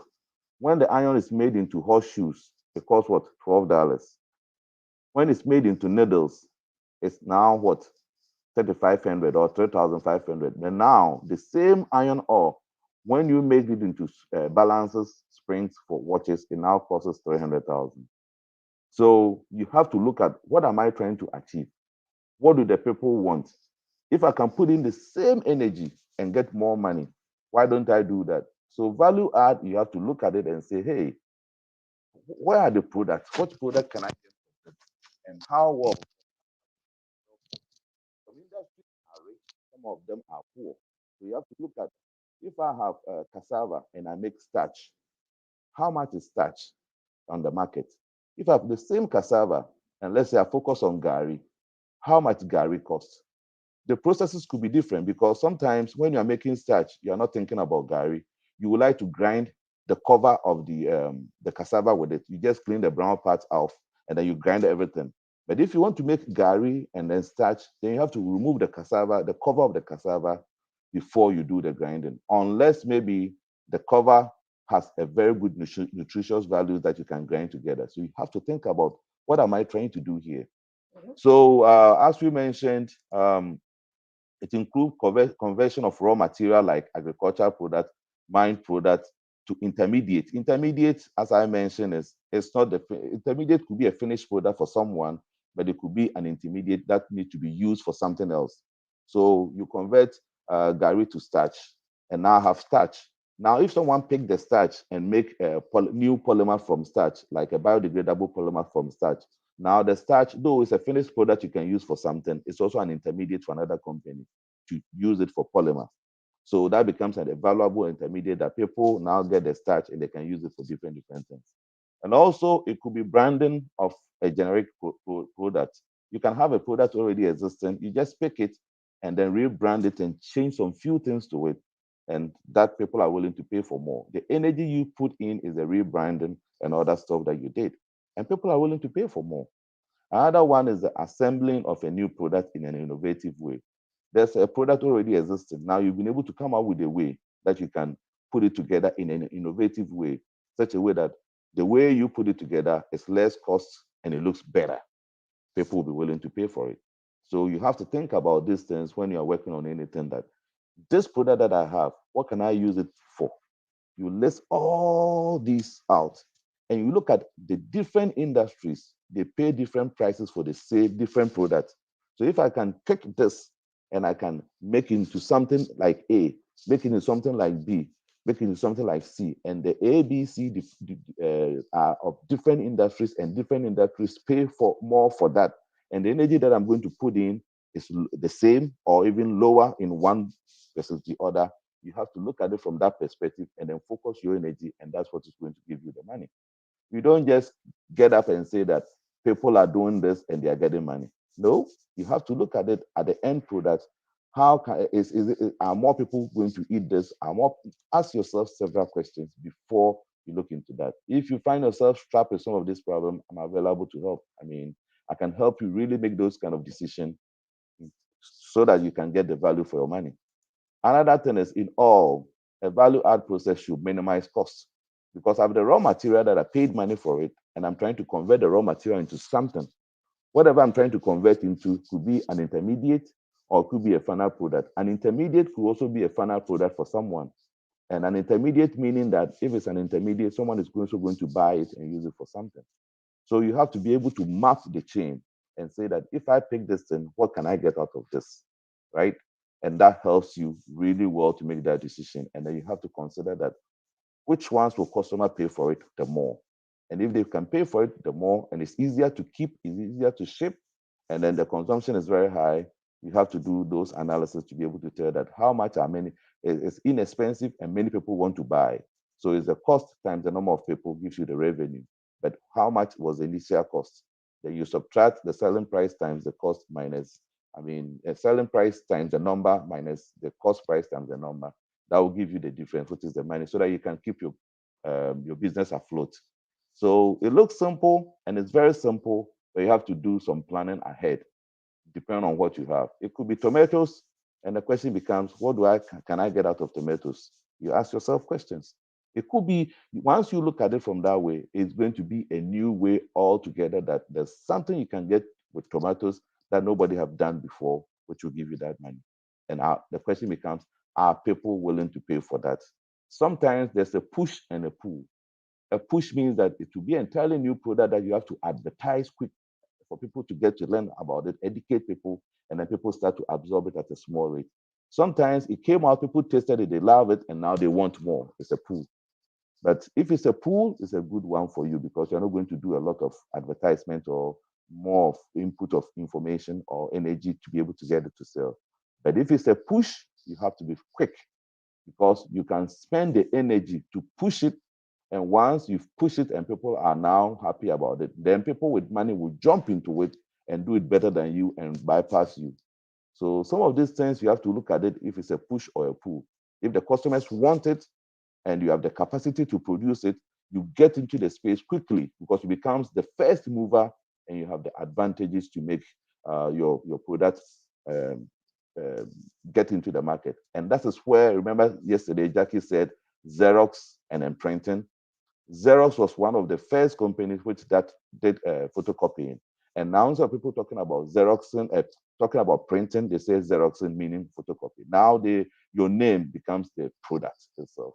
And then now if your name becomes the product, people will be looking out for that. I remember when I was a kid, I remember toothpaste. There was one in Ghana called Pepsodent. I don't know about other places in Africa. So people will call toothpaste Pepsodent. But Pepsodent was the brand name.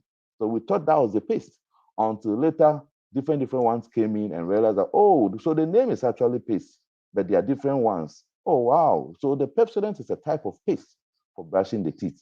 So if you're able to move fast, your name, the name of your name or how you call the product is going to be the actual product name for the whole industry. And that is good. So people want to buy that.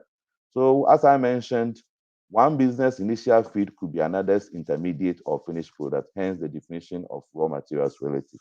That means that, as I mentioned, it's a relative word, and you need to think through? What do I have in hand? Or what am I going to do? If I'm going to value add, where am I going to? And there are several pathways to get to the end product. And don't forget about this iron ore analysis, that depending on what your end product is, it will tell you that you are in a good industry or a bad industry. Some industries pay more and some industries pay less. You want to find yourself in a very good industry, or else maybe you may have to sell a lot to be able to make your revenue, because at the end you have to get profit to be able to pay yourself and to be able to sustain the business and pay your customers and pay your employees and pay for the light bill. Another thing is, what's the purpose of value add? It seems I've said a lot about this already. Include wanting to get more or profits on your investment. Any money you put in, you want to get more from that. You know, I've seen people do like, if you have pepper, they dry it and then come out with what? Dry pepper, and then they sell it. I mean, those are spices and they are really good. But can pepper be used for something else, which nobody have talked about, that you can develop yourself? Can you extract something special from that? People do, but we have it in abundance. I mean, always you have to think about something. Can this be used for that? Can be used this for that? And that's where the research comes in. And then you have to sit and be able to what? Think through those things. But as I mentioned yesterday, try to get some people that you trust involved. So the way that you don't do the work always by yourself. But the question becomes, who do you trust? One day you have to trust someone, or find some people in your circles, you know, your inner circles, that you can really trust. So it helps you to build and to retain more wealth, because I would say that if you don't do this to retain more wealth in Africa, someone will do it and take the money away. Another one is, it gives you economic empowerment, because now you have more money to spend, because you've been able to value add to get more, and the difference is in your pocket. You can use that to create more jobs. You can use that to support more innovation, because, and then that makes you richer and richer. It can improve your competitiveness, because now you've come out with a value added product, and then it can support the development and industrialization in Africa. And that's just a little bit. There are many more you can do when you value add. So with that, some consideration here. So I would say industrialization is basically value add. Most of the industries, most of them are doing value add. They are improving on efficiencies. So it's just value addition drives almost everything. And another thing here I would say is the requirements. The requirements I've already mentioned about some. You need the resources, you need the infrastructure, you need the technology, you need the systems, you need the connections. We talk about all these things, but are they well in place in Africa? That could be another question. But that shouldn't what? Tear you down, or that shouldn't impede your progress. You already know the problems. So the question becomes, in the light of the problems, what can I do to be able to mount where I want to get to? So the problems are there, but in the problems, your little efforts, you'll be successful. And as I've mentioned, get the right people. I mean, there's a conference, make the right links with the right people, get them people you can always call to be able to help you on some of these things. And it's about networking. Another thing is the people.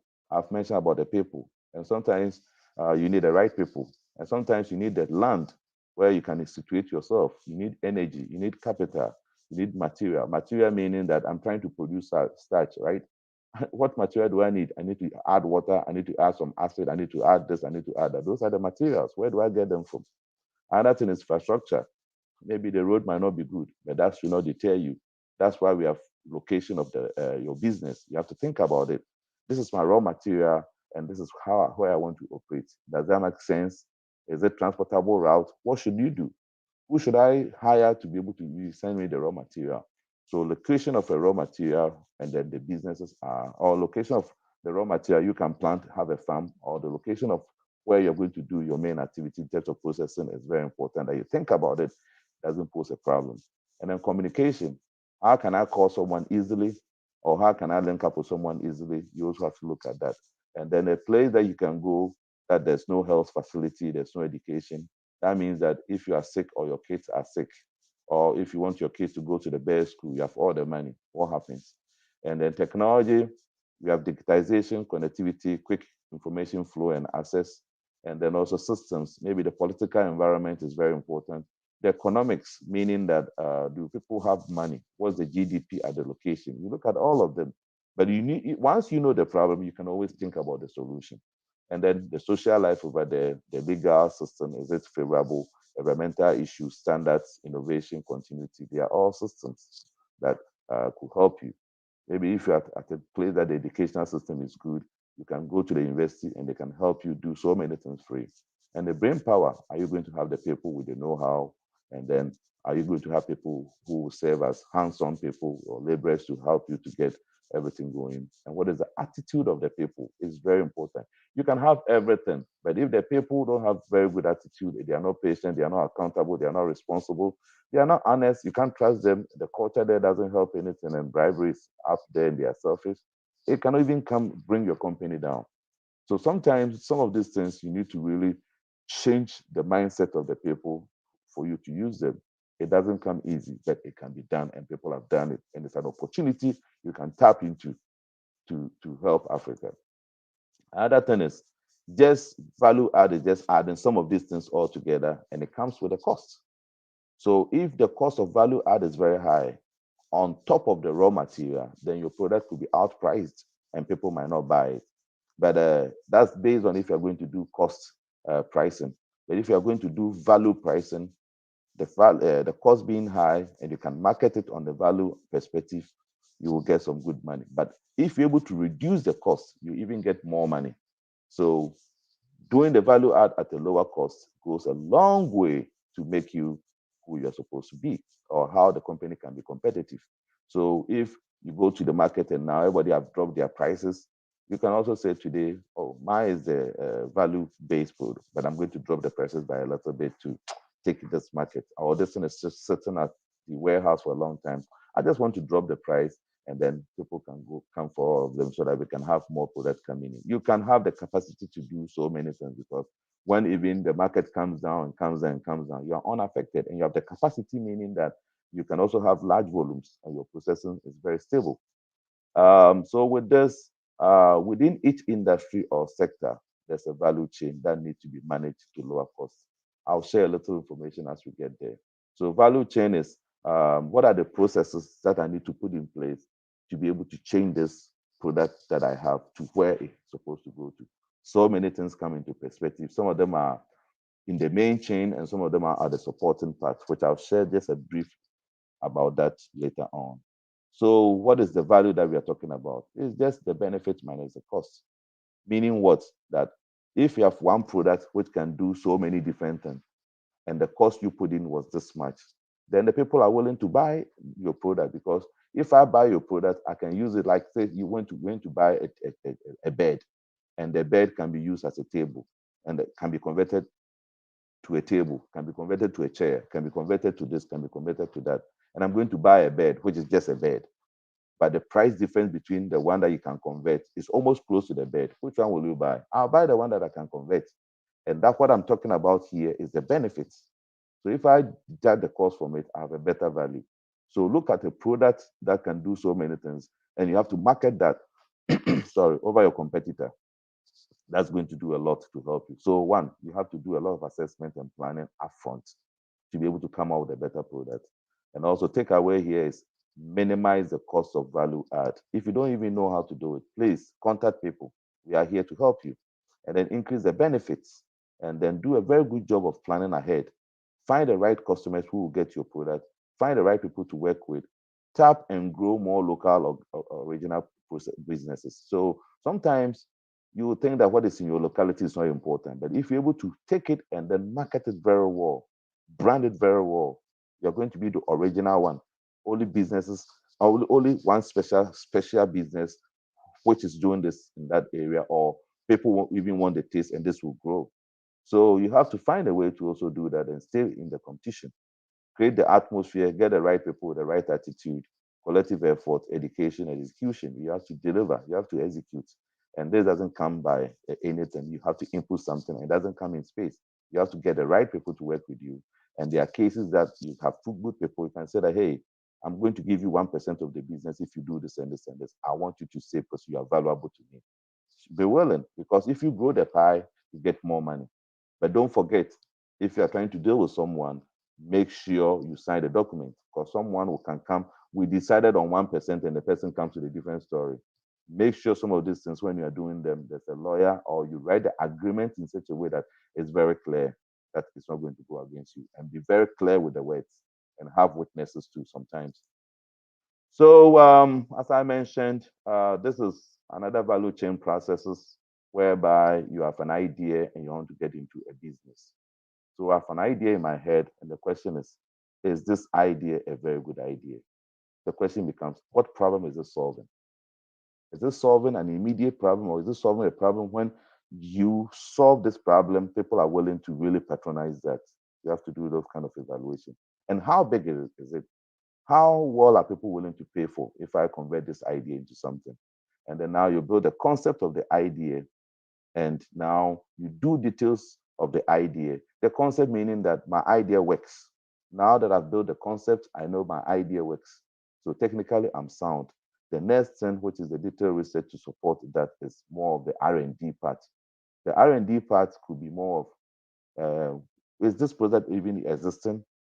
I mean, if it's existing, what are the cost implications? What are the financial analysis? What are the commercial analysis? What is the SWOT analysis? What is the person? You do a lot of detailed work on that. And now you feel like, this idea that I've come out with is technically sound, it's a new thing, and the economics or the business or the money part sounds also very good that I can pursue this. Now you go in and build the actual solution, meaning that if it's a product, I build a prototype.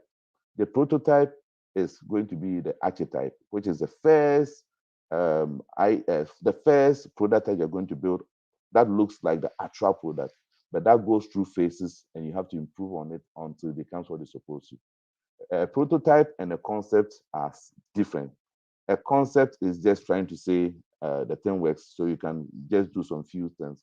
But the prototype should look actually as a product, but to go through phases to make it better. It can go through 10 or 6 phases, or 2 or 3 or whatever. And that part, you have to make sure you take it to customer sites. People who will be using it have to play with it. You make sure that it's safe, it's manufacturable. You refine it, and then you take it to places to test it for a long time, and then you can see the reliability of it before you go to commercialization, produce it more, and then sell. So, and now even when you are selling, you have to look at the data coming in and then use that to re-innovate. So as you could see here, the green um, the green was from after you've commercialized and it's in the market, you gather more information and then you input into the system, because what we've learned from the field, you can improve on the system. The yellow line, as you could see, you can enter into any of this. Someone can come to me with a concept, someone can come to me with a prototype, and I can tell them what they need to do to be able to get to commercialization. And this is a very simple and a very powerful tool that sometimes one uses to be able to help to be able to diagnose and to be able to get your product and your business sustainably. So this is what can I do to minimize the cost or even waste. If you minimize waste, you've improved on the cost because you're not throwing anything away. So the definition is you have to understand your value chain. And as I've mentioned, look at the picture or the diagram on the left side. Um, you have your primary activity, which is inbound logistics. So whatever is coming in, the raw material that I receive, I clean it, I store it. I mean, I do whatever I need to do with it to get it ready to go through the processing plant or the process. The process itself is the operations. That's where matter is going to be, you are going to convert it into the actual product. And then during that time, you have people working in the factory, people cleaning here, doing here. I mean, those are the supporting systems. And then once it's done, I'm now going to ship this somewhere outbound to a warehouse or to a customer or whatever. And you need marketing and sales to come in. And once marketing and sales comes in and you're able to sell the product, and then there's a problem with the product, that's where service comes in, and service try to repair or work on the project. All these, all this, the primary activities end up in a margin, and the supporting activities is like a firm infrastructure, the building, the human resources, the technology, the procurement. They are all supporting the main process to go on. They all add up to the same profit that you're searching for. So as you could see here, value chain, the process or activities by which a process add value to an article or any matter, including production, marketing, and the provision of after-sales service. And then we can look at value chain analysis. I'm trying to minimize costs. So how can I minimize costs? You can look at your processes again, one by one, and see that Some of them are redundant, some of them are not important. And it goes through this that I have on the right, value chain, value analysis, to make sure that those ones which are bad, you take them out. And then focus on those things which are going to add value to it. Some places you've employed a lot of people over there, and those people you have employed, they are not adding any value. Some of them don't even do the work. You only need 4 people, not 10 people. So you have to be looking at that to improve, to cut down the number or move them to another place to be able to support the business. And you have to look at all your processes holistically to make sure that it's optimized, and that will save you a lot of money to be able to minimize the cost of your product coming out. And also, you can also do a cost value analysis. Where do you want to be? If I have a value and if I have cost, everybody want to be in the green section. Is that your target? Such a way that the cost is low and the value is high. If the cost is low and the value is high, what happens? The benefits are more. So people will be willing to buy your product. This part of analysis, it really takes some time. It's not difficult, but you need to really map your processes up to be able to look at where all those things are. If someone is going to pick, where your inbound material comes, your raw material comes versus where the processes is, how far are they? The person even taking time to work here and there and the paperwork and everything. How do they really work together? You have to look at all those one by one and try to position them such a way that is optimal, and that will save you money and cost a number of people. So with that, there are many challenges in Africa, but the challenges shouldn't put you down. Even you don't call it, I'm sorry I call it challenges. I'm saying we say there are many opportunities, but where there's challenges, there's opportunities. So see it that way, that you are in a better place because there are so many challenges which opens up opportunities.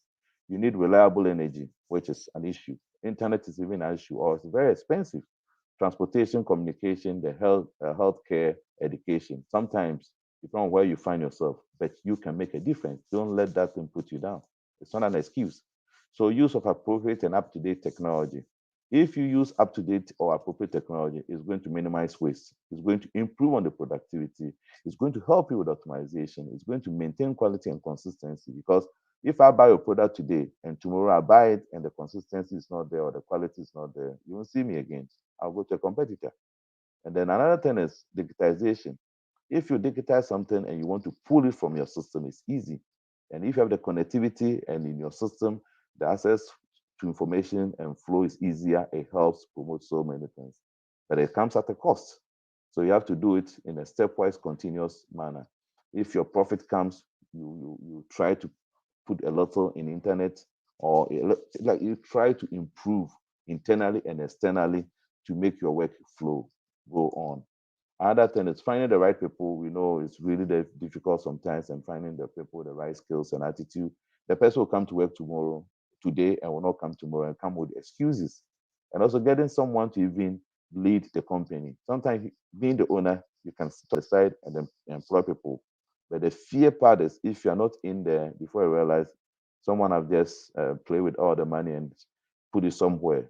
It's very difficult. You have to be in there. Imagine if you have multiple offices and you're supposed to run in between them and make sure people are doing the right thing. Maybe you may have to have a camera, but even would they make the camera work? People can change the camera or block the camera while someone's still. So it's sometimes very difficult, but at least if you treat your people very well and you pay them really right, and you can always, out of the 10 or whatever, get some trustworthy people. You have to build the people. You have to change the mindset, and it's doable. And policies, you can also, there are some places that the policies are not favorable and they are changing every day. The different cultures, some places there's no enforcement. If there's no enforcement and you take someone to court and then there's no enforcement, it becomes a difficult thing.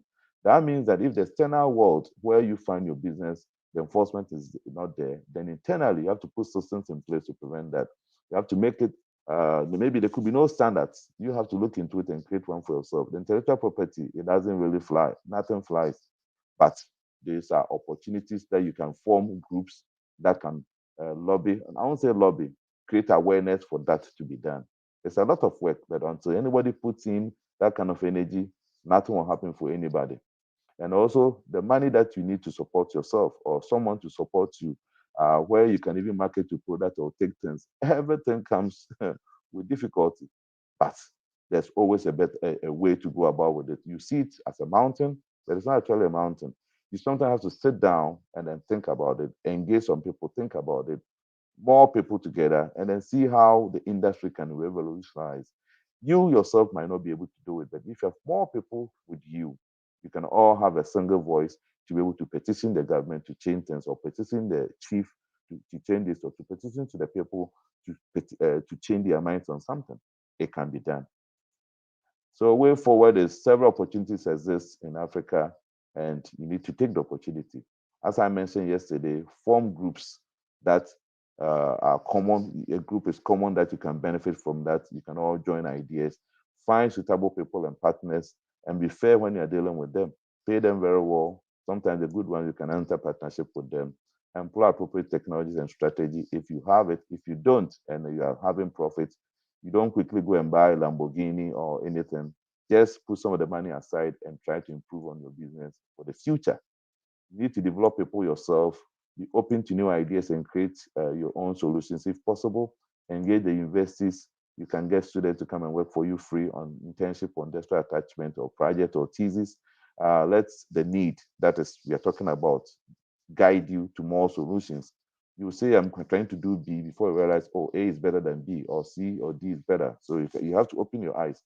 And of all, make sure you define what are your performance indexes and what is your success. What do you talk about as success? You have to monitor those things and then use them to improve on the system. And always be continuously improving, and that will help you. Also know what your customer wants, and then engage them in surveys, and you can get a lot of information from them and use that to improve on your system, what they want. Be realistic when you're setting targets, and make sure you hit your target. Don't say you bring the moon to the earth, whilst that's not true. You'll be lying to yourself. Set a reasonable one that's looking at your conditions around you. How can I do this? How can I do that? And you set a reasonable target and hit it. And then you keep on improving, minimize excuses, and also well define your company's business mission, the company or business mission, vision, and core value. And you have to stick with them. So if you're going to stick with them, what do? You define them very well. And also you have to define something called guiding principles.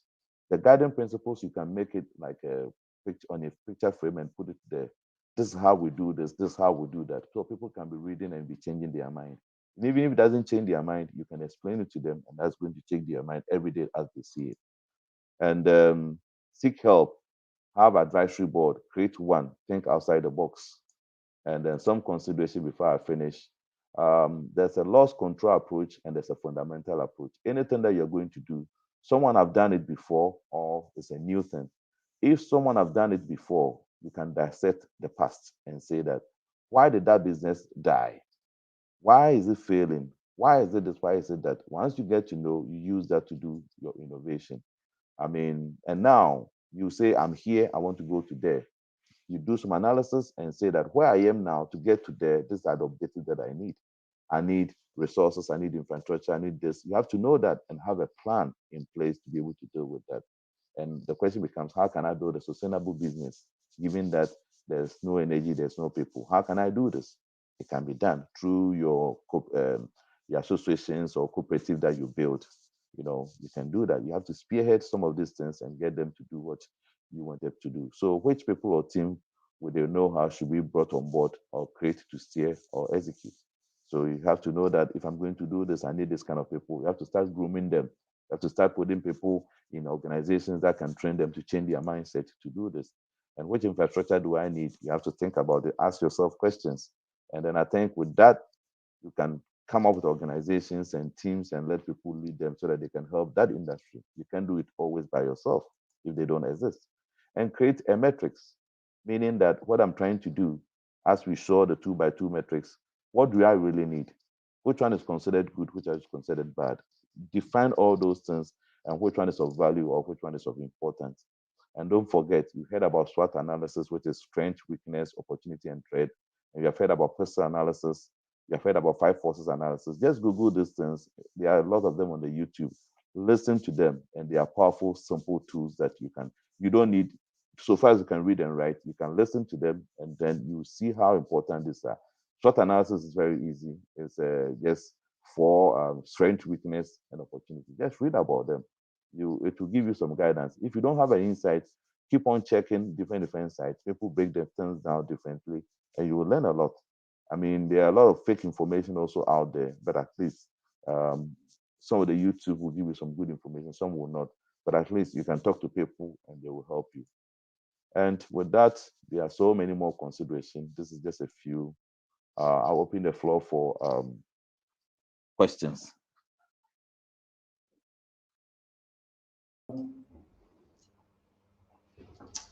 Thank you so much, Dr. Alex, for that great presentation.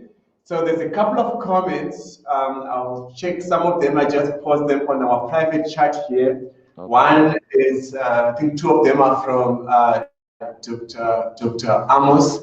We say AIEC and I2I must get together in this. If we cannot achieve anything in the next 18 months, we should be able to promote value addition of every raw material produced in Africa and 60% of trade on the continent being intra-African.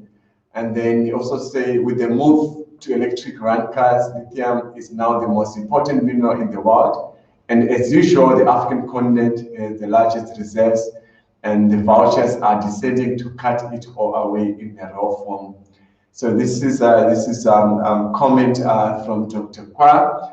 But if you can click here on the comments on Facebook, let me see, someone from diaspora. Okay, from Susan Mutai is saying, can we borrow your notes? So not all the notes can be borrowed, can be shared, but some of the notes will be shared. I think that one you can answer if you want to answer, Dr. Alex. But there's a couple here. There's one from Diaspora Voice. This type of event needs to be widely publicized across social media for more awareness and engagement. It's a great comment. Another comment is we should change the narrative and start to have meaningful conferences that actually touch the lives of the people for all the measurable change. So if we look at what I2I, AIEC and Africa Women Trade are doing, is actually to not just have events as a nice to have, but actually to have meaningful events that looks beyond the two-day conference. And I think that's what we have been doing and spoke about a bit earlier when we talk about who do you want to be and how do you want to make your money. And we are here to help you get the tools, the right tools that you need to be able to take your business to the next level. But there's a question here from Vicky. How can one get in touch with Dr. Alex? I think it's one, that one is on YouTube. You've seen my name, you can just Google me, you can contact me, but I'll go through Oliver. Okay. We should change the narrative. So I don't know if there's anything that needs to be answered here. This is very interesting. This is what we need as women entrepreneurs. Or can we borrow your notes? I asked that one. Okay. So if you want to get in touch with Dr. Alex, you can either reach out to me or you can just Google him. But you can reach out to AIEC. We work very closely with I2I Mega Hub. So definitely we can be able to engage you outside this platform. If you have any more questions, you can either post them here on Facebook or on YouTube. We'll be able to see it. I'm going to be, in a moment before you go, Dr. Alex, I'm just going to check if there are any more questions on my back end. So I have to... And Oliver, most of the presentation that we're giving out, what we can do is we can get them online, right? And then put a password on it, right? So the way that if someone needs it, they can create a password, right? And they can create their login and be able to access it. You know what I'm saying? It's good, people should have access to it, but I hate to people for copying anyhow, right? I don't know, but you know, it goes in to put all these things together. I don't just want to be putting information anyhow, anywhere, right? Without people actually applying it the way they are supposed to apply it, right? I don't know. That's my view. We may have to discuss this, and then since you have the emails of the people, everybody on this, we come up with something and you send a link to them, right? So the way that they can have access to really review that very well. And if they have questions, we really have to see how to help them, because we have to hit the road and run. We don't want people to put so much energy on in some of these things whilst we can help them easily, right? So how can we help people? How can we get things going? Because we talk, most of the talk, we do a lot of talking, but sometimes hitting the road and running, maybe it could be the difficult part, right? So what can we do to help? That's the question here. And how can Yeah. we get information to people? Yeah, and also, I mean, when you talk about that, we also talk about the way forward. But I think it's something that we're going to discuss, your team and our teams as organizations and organizers, we're going to discuss outside this platform.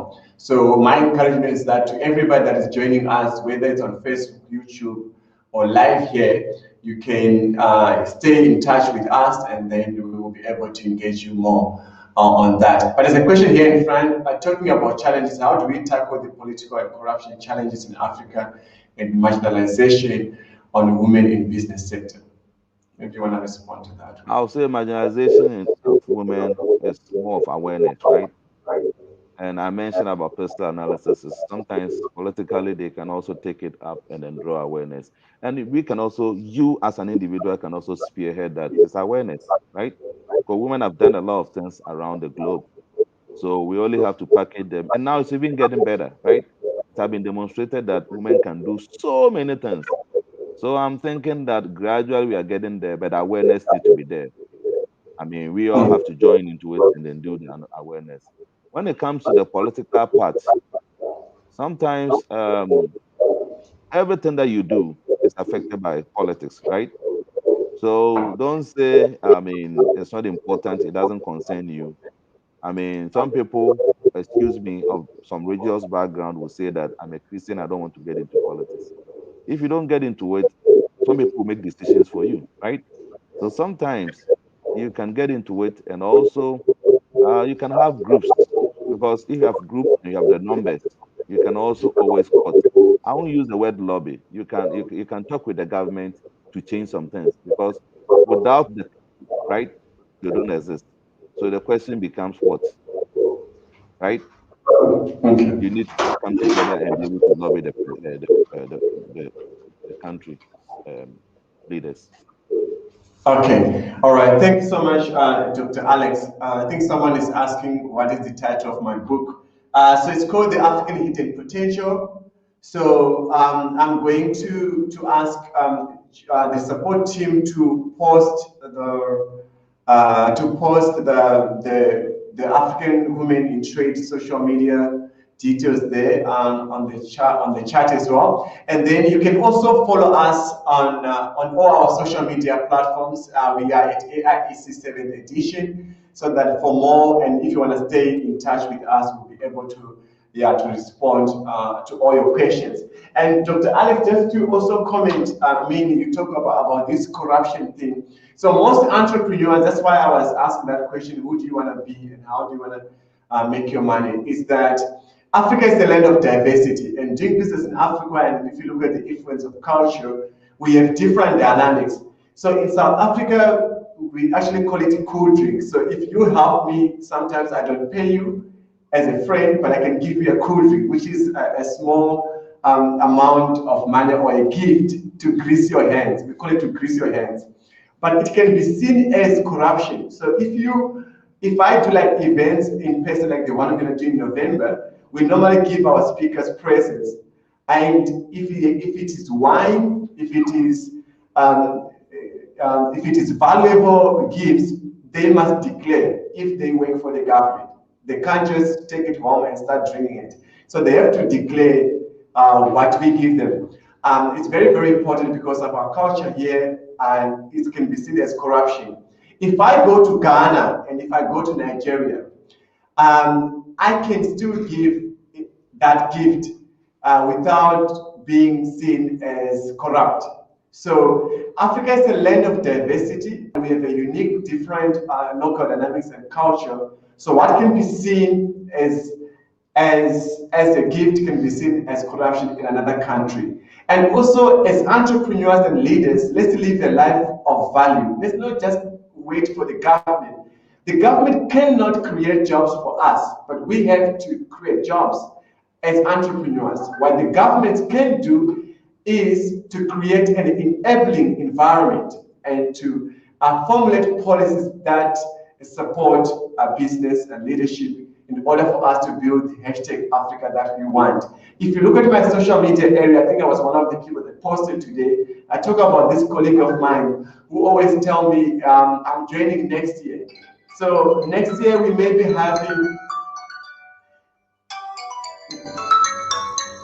next year we may be having, next year we may be having another pandemic. So when are you gonna start taking these opportunities? And one person also commented yesterday, said that this is like a mini MBA because this is valuable content that is not seen. I mean, if you look at many conferences that are going on. So what I can encourage all the participants is that stay in touch with us. There is more where it comes from, and come and support the bigger vision in order for us to support everybody in Africa and to build the Africa that we want. And also what stood out for me is that we need to have critical thinking, but also to have to collaborate on projects, to have collaboration that can be able to help us to build and to grow our businesses. So is there any more questions? I think I've answered that one of the title of my book. And Susan, I don't know if you're answered. If you're not, you can just post here on the chat.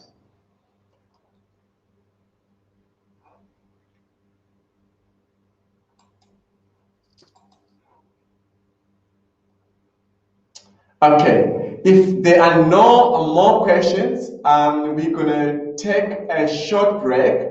And during short break, I want to encourage you to go to your left-hand side. You see where it says networking session.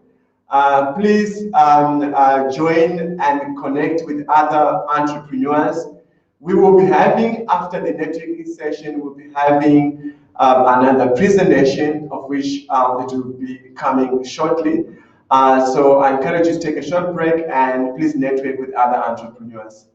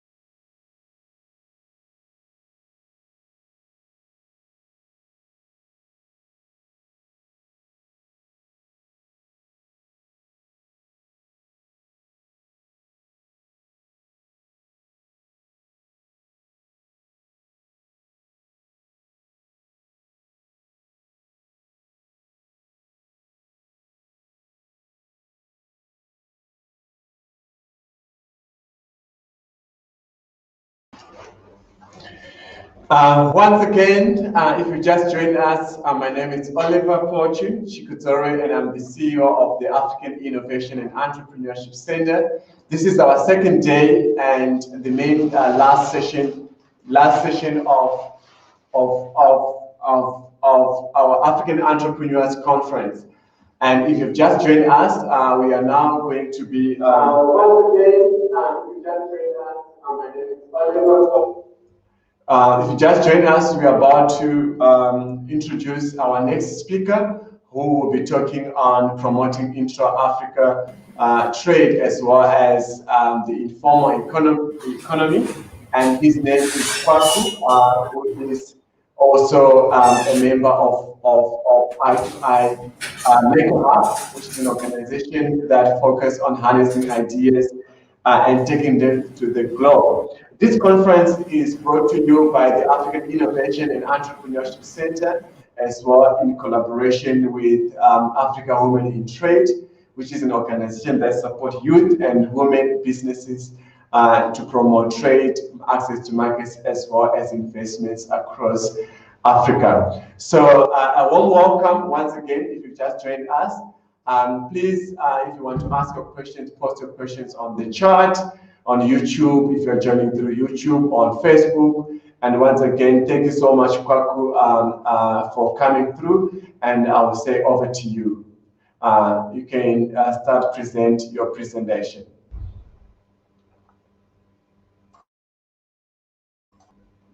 You are still muted. I hope that your network is fine, or you just paused. Support, can you also help if it's a network on your side?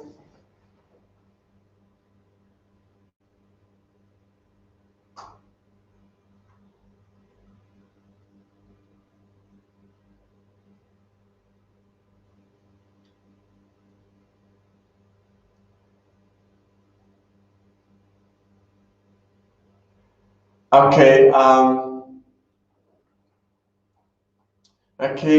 Sorry guys, I think there's a technical difficulty here.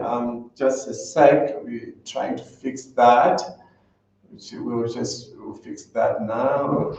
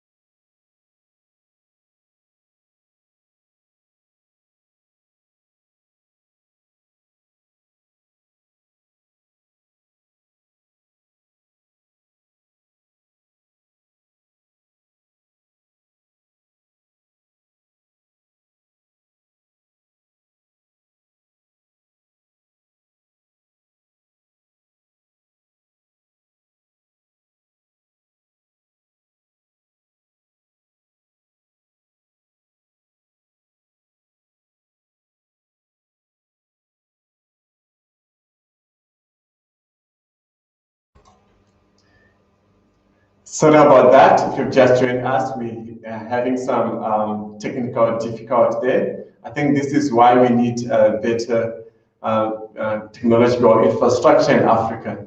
And this is why we have to be here and to help each other to get those tools that helps us to elevate ourselves and to build the hashtag Africa that we want.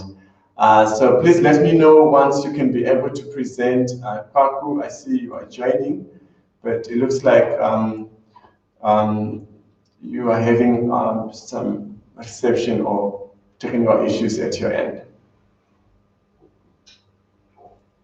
So one of the reasons why we focus on an informal economy and to promote intra-trade as well, as we saw in the past few decades, where our parents used to buy and sell from different African countries, but everything was informal. But now people focus on formal economy because the formal economy have got the buying power.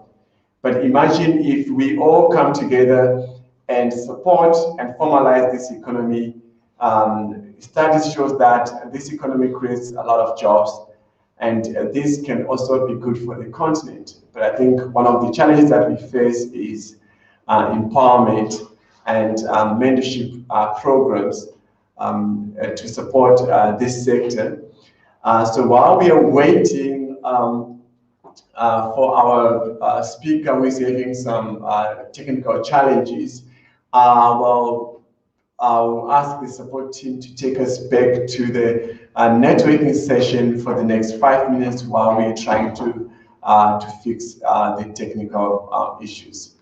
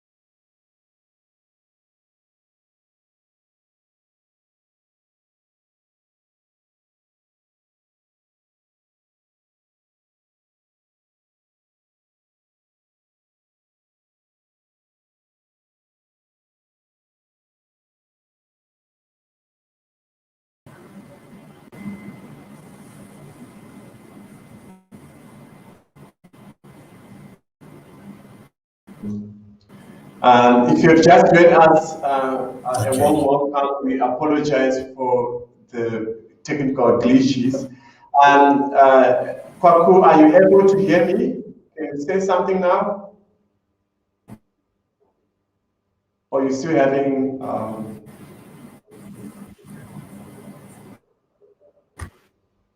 Kwaku, can you hear?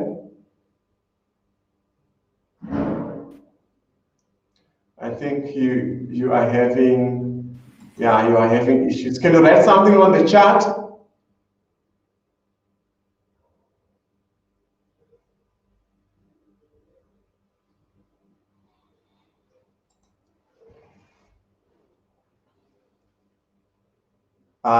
So we apologize for that, for the technical issues that we are having here.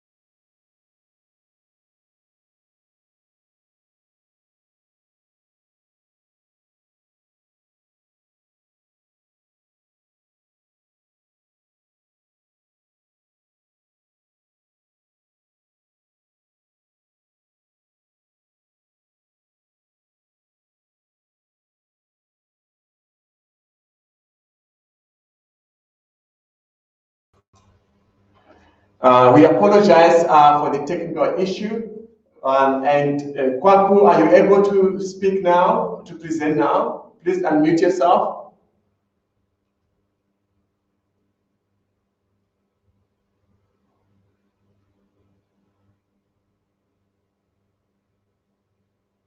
Kwaku, are you able to speak now? Please unmute yourself.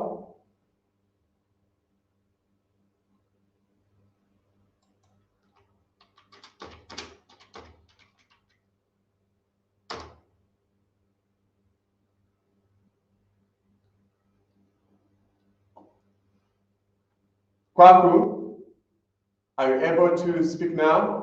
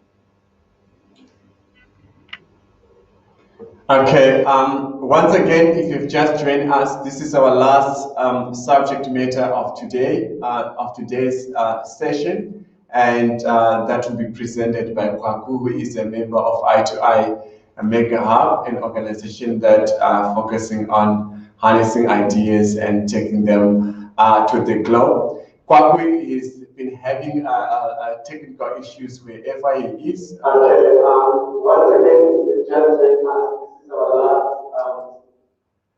Wherever he is, so we keep on losing him, but I'm going to try to just highlight his presentation. Support team, I don't know if the screen can be able to come up. Okay. I have to slide. Can I make it a slideshow? I'll make it a slideshow. Okay.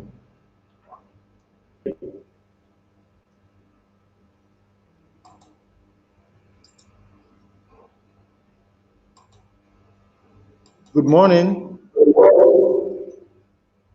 Good morning. Are you able to now?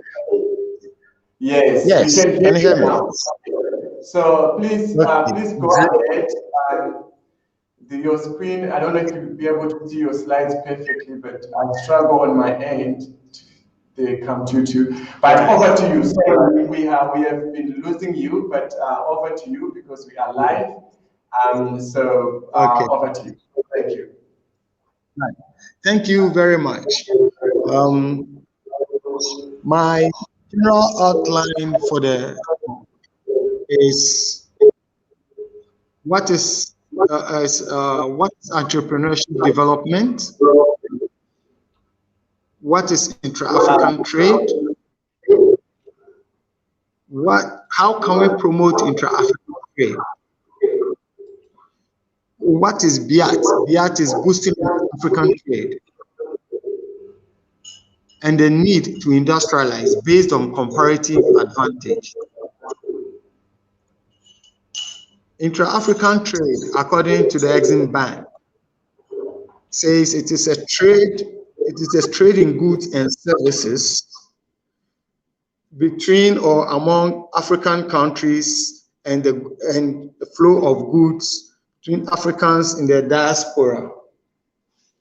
In essence, the idea about intra-African trade is to be able to permit Africans trade among themselves so that Africans will be able to maximize the value. They will be able to have value for money, because you need to consider the volume of intra-African trade, and it's estimated at about over $3 trillion.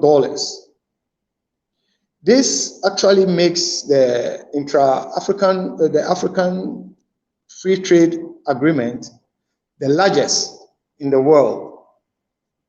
Now, the issue basically is, how do Africans trade? And we will realize that Africans do not really trade among themselves. Of all trade within Africa, we see that there is just about 16%, between 13 and 16% of African trade that happens between Africans. The rest is outside of Africa. So we generally have a deficit because we are not able to, as it were, maximize our money, circulate it within us before we even take it out of our system.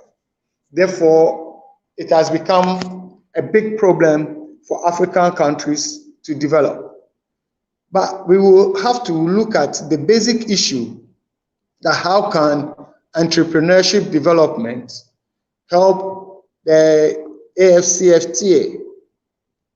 If we see what entrepreneurship development is, which is an activity of setting up a business or taking a financial risk in the hope of making profits. And it also means enhancing.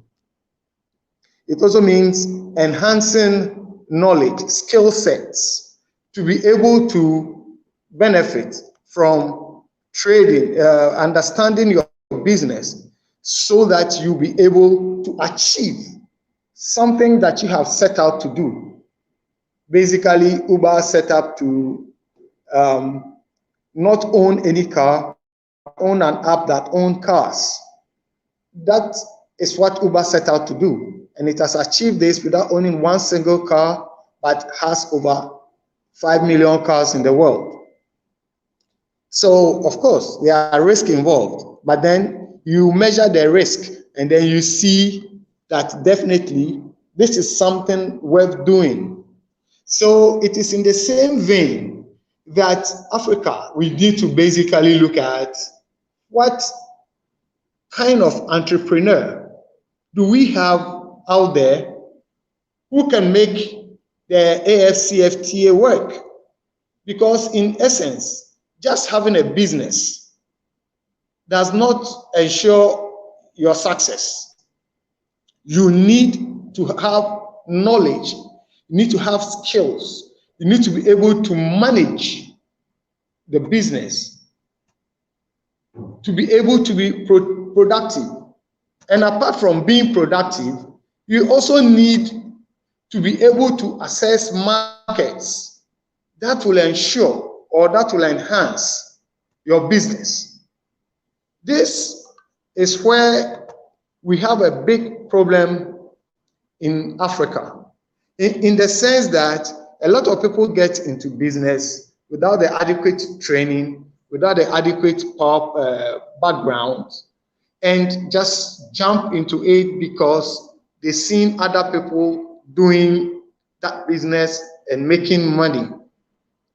When that happens, the possibility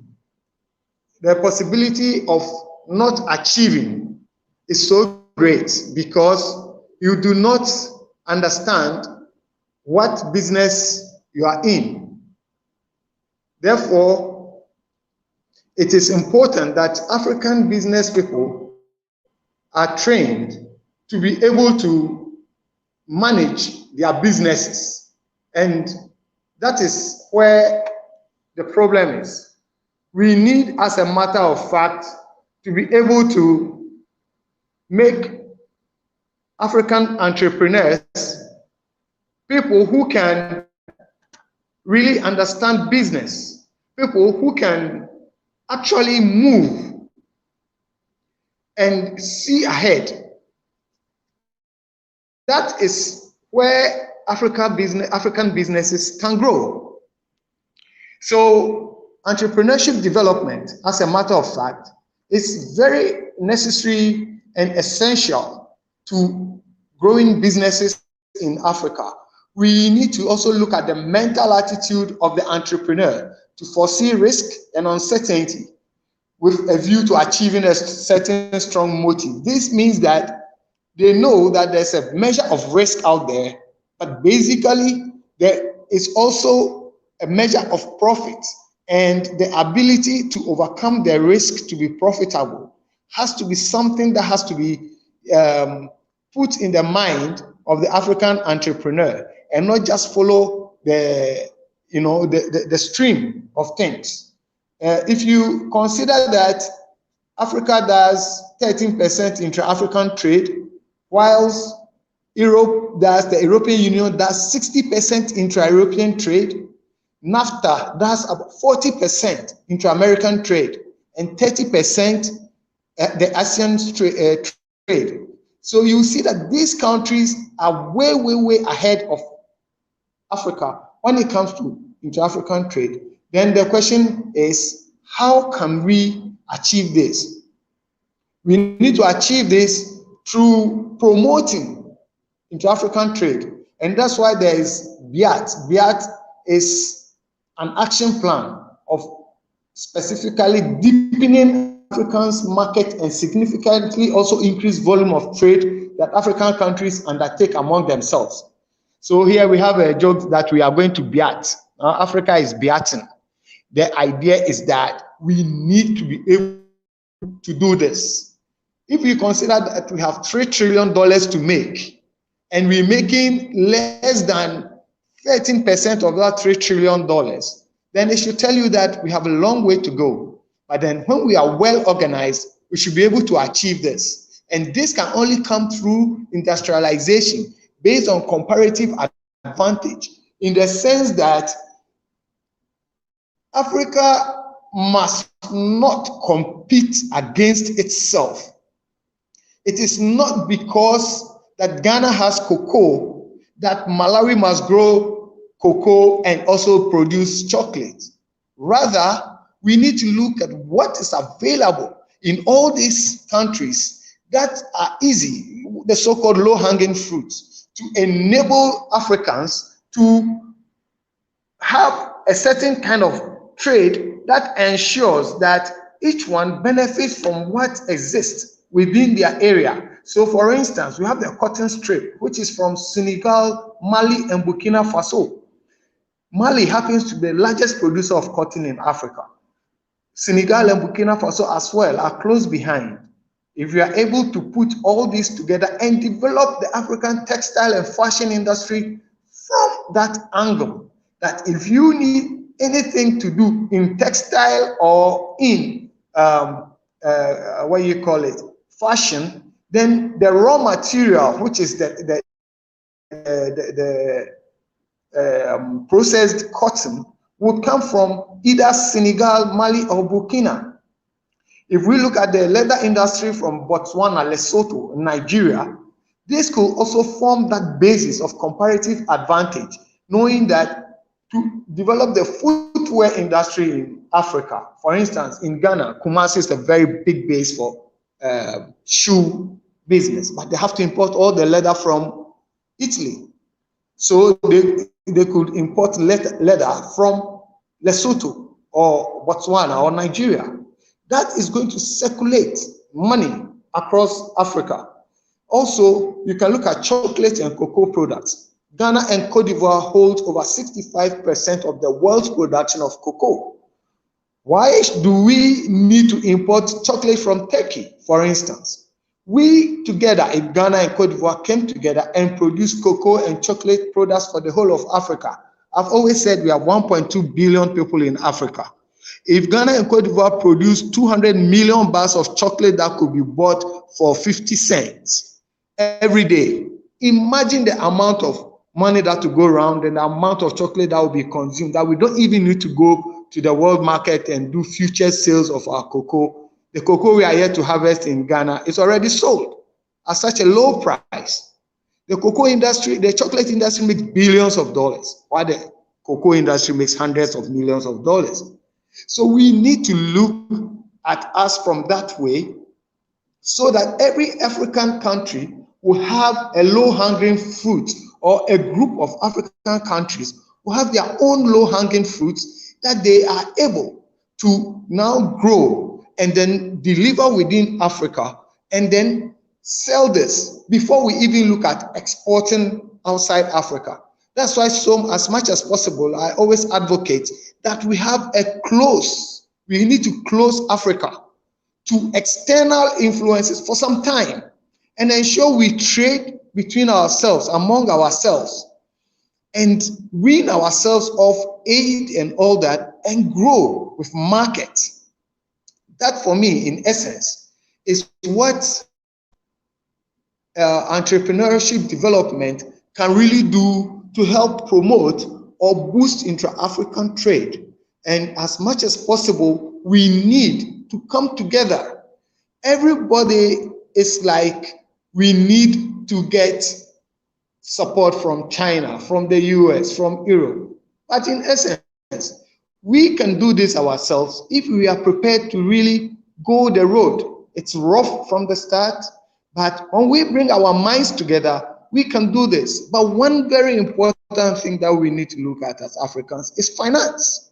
How can we have access to patient capital? How can we have access to cheap capital?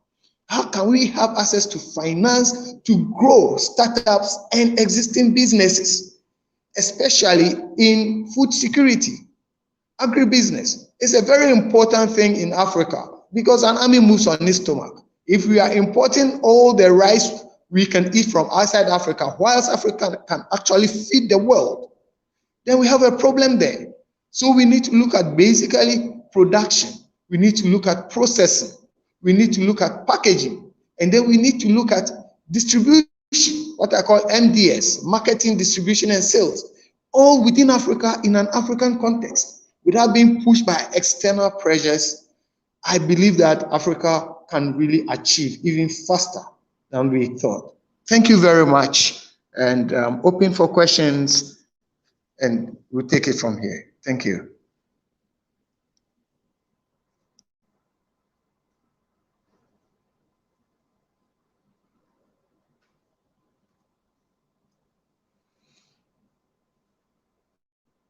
Thank you so much. Okay, I'm coming up and put my video on. Okay.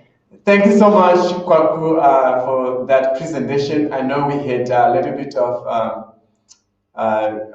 challenges earlier. Did I just lost you now? There may be some questions. Just see if there are any questions. There are no questions at the moment.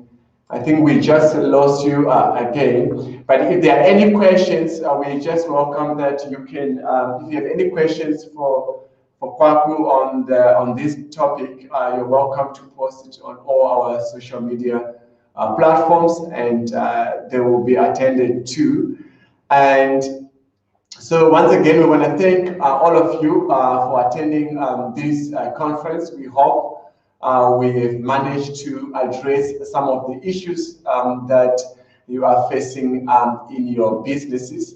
Without wasting much time, we will be closing the main stage for this conference, but we will still allow you to go to the networking sessions and join.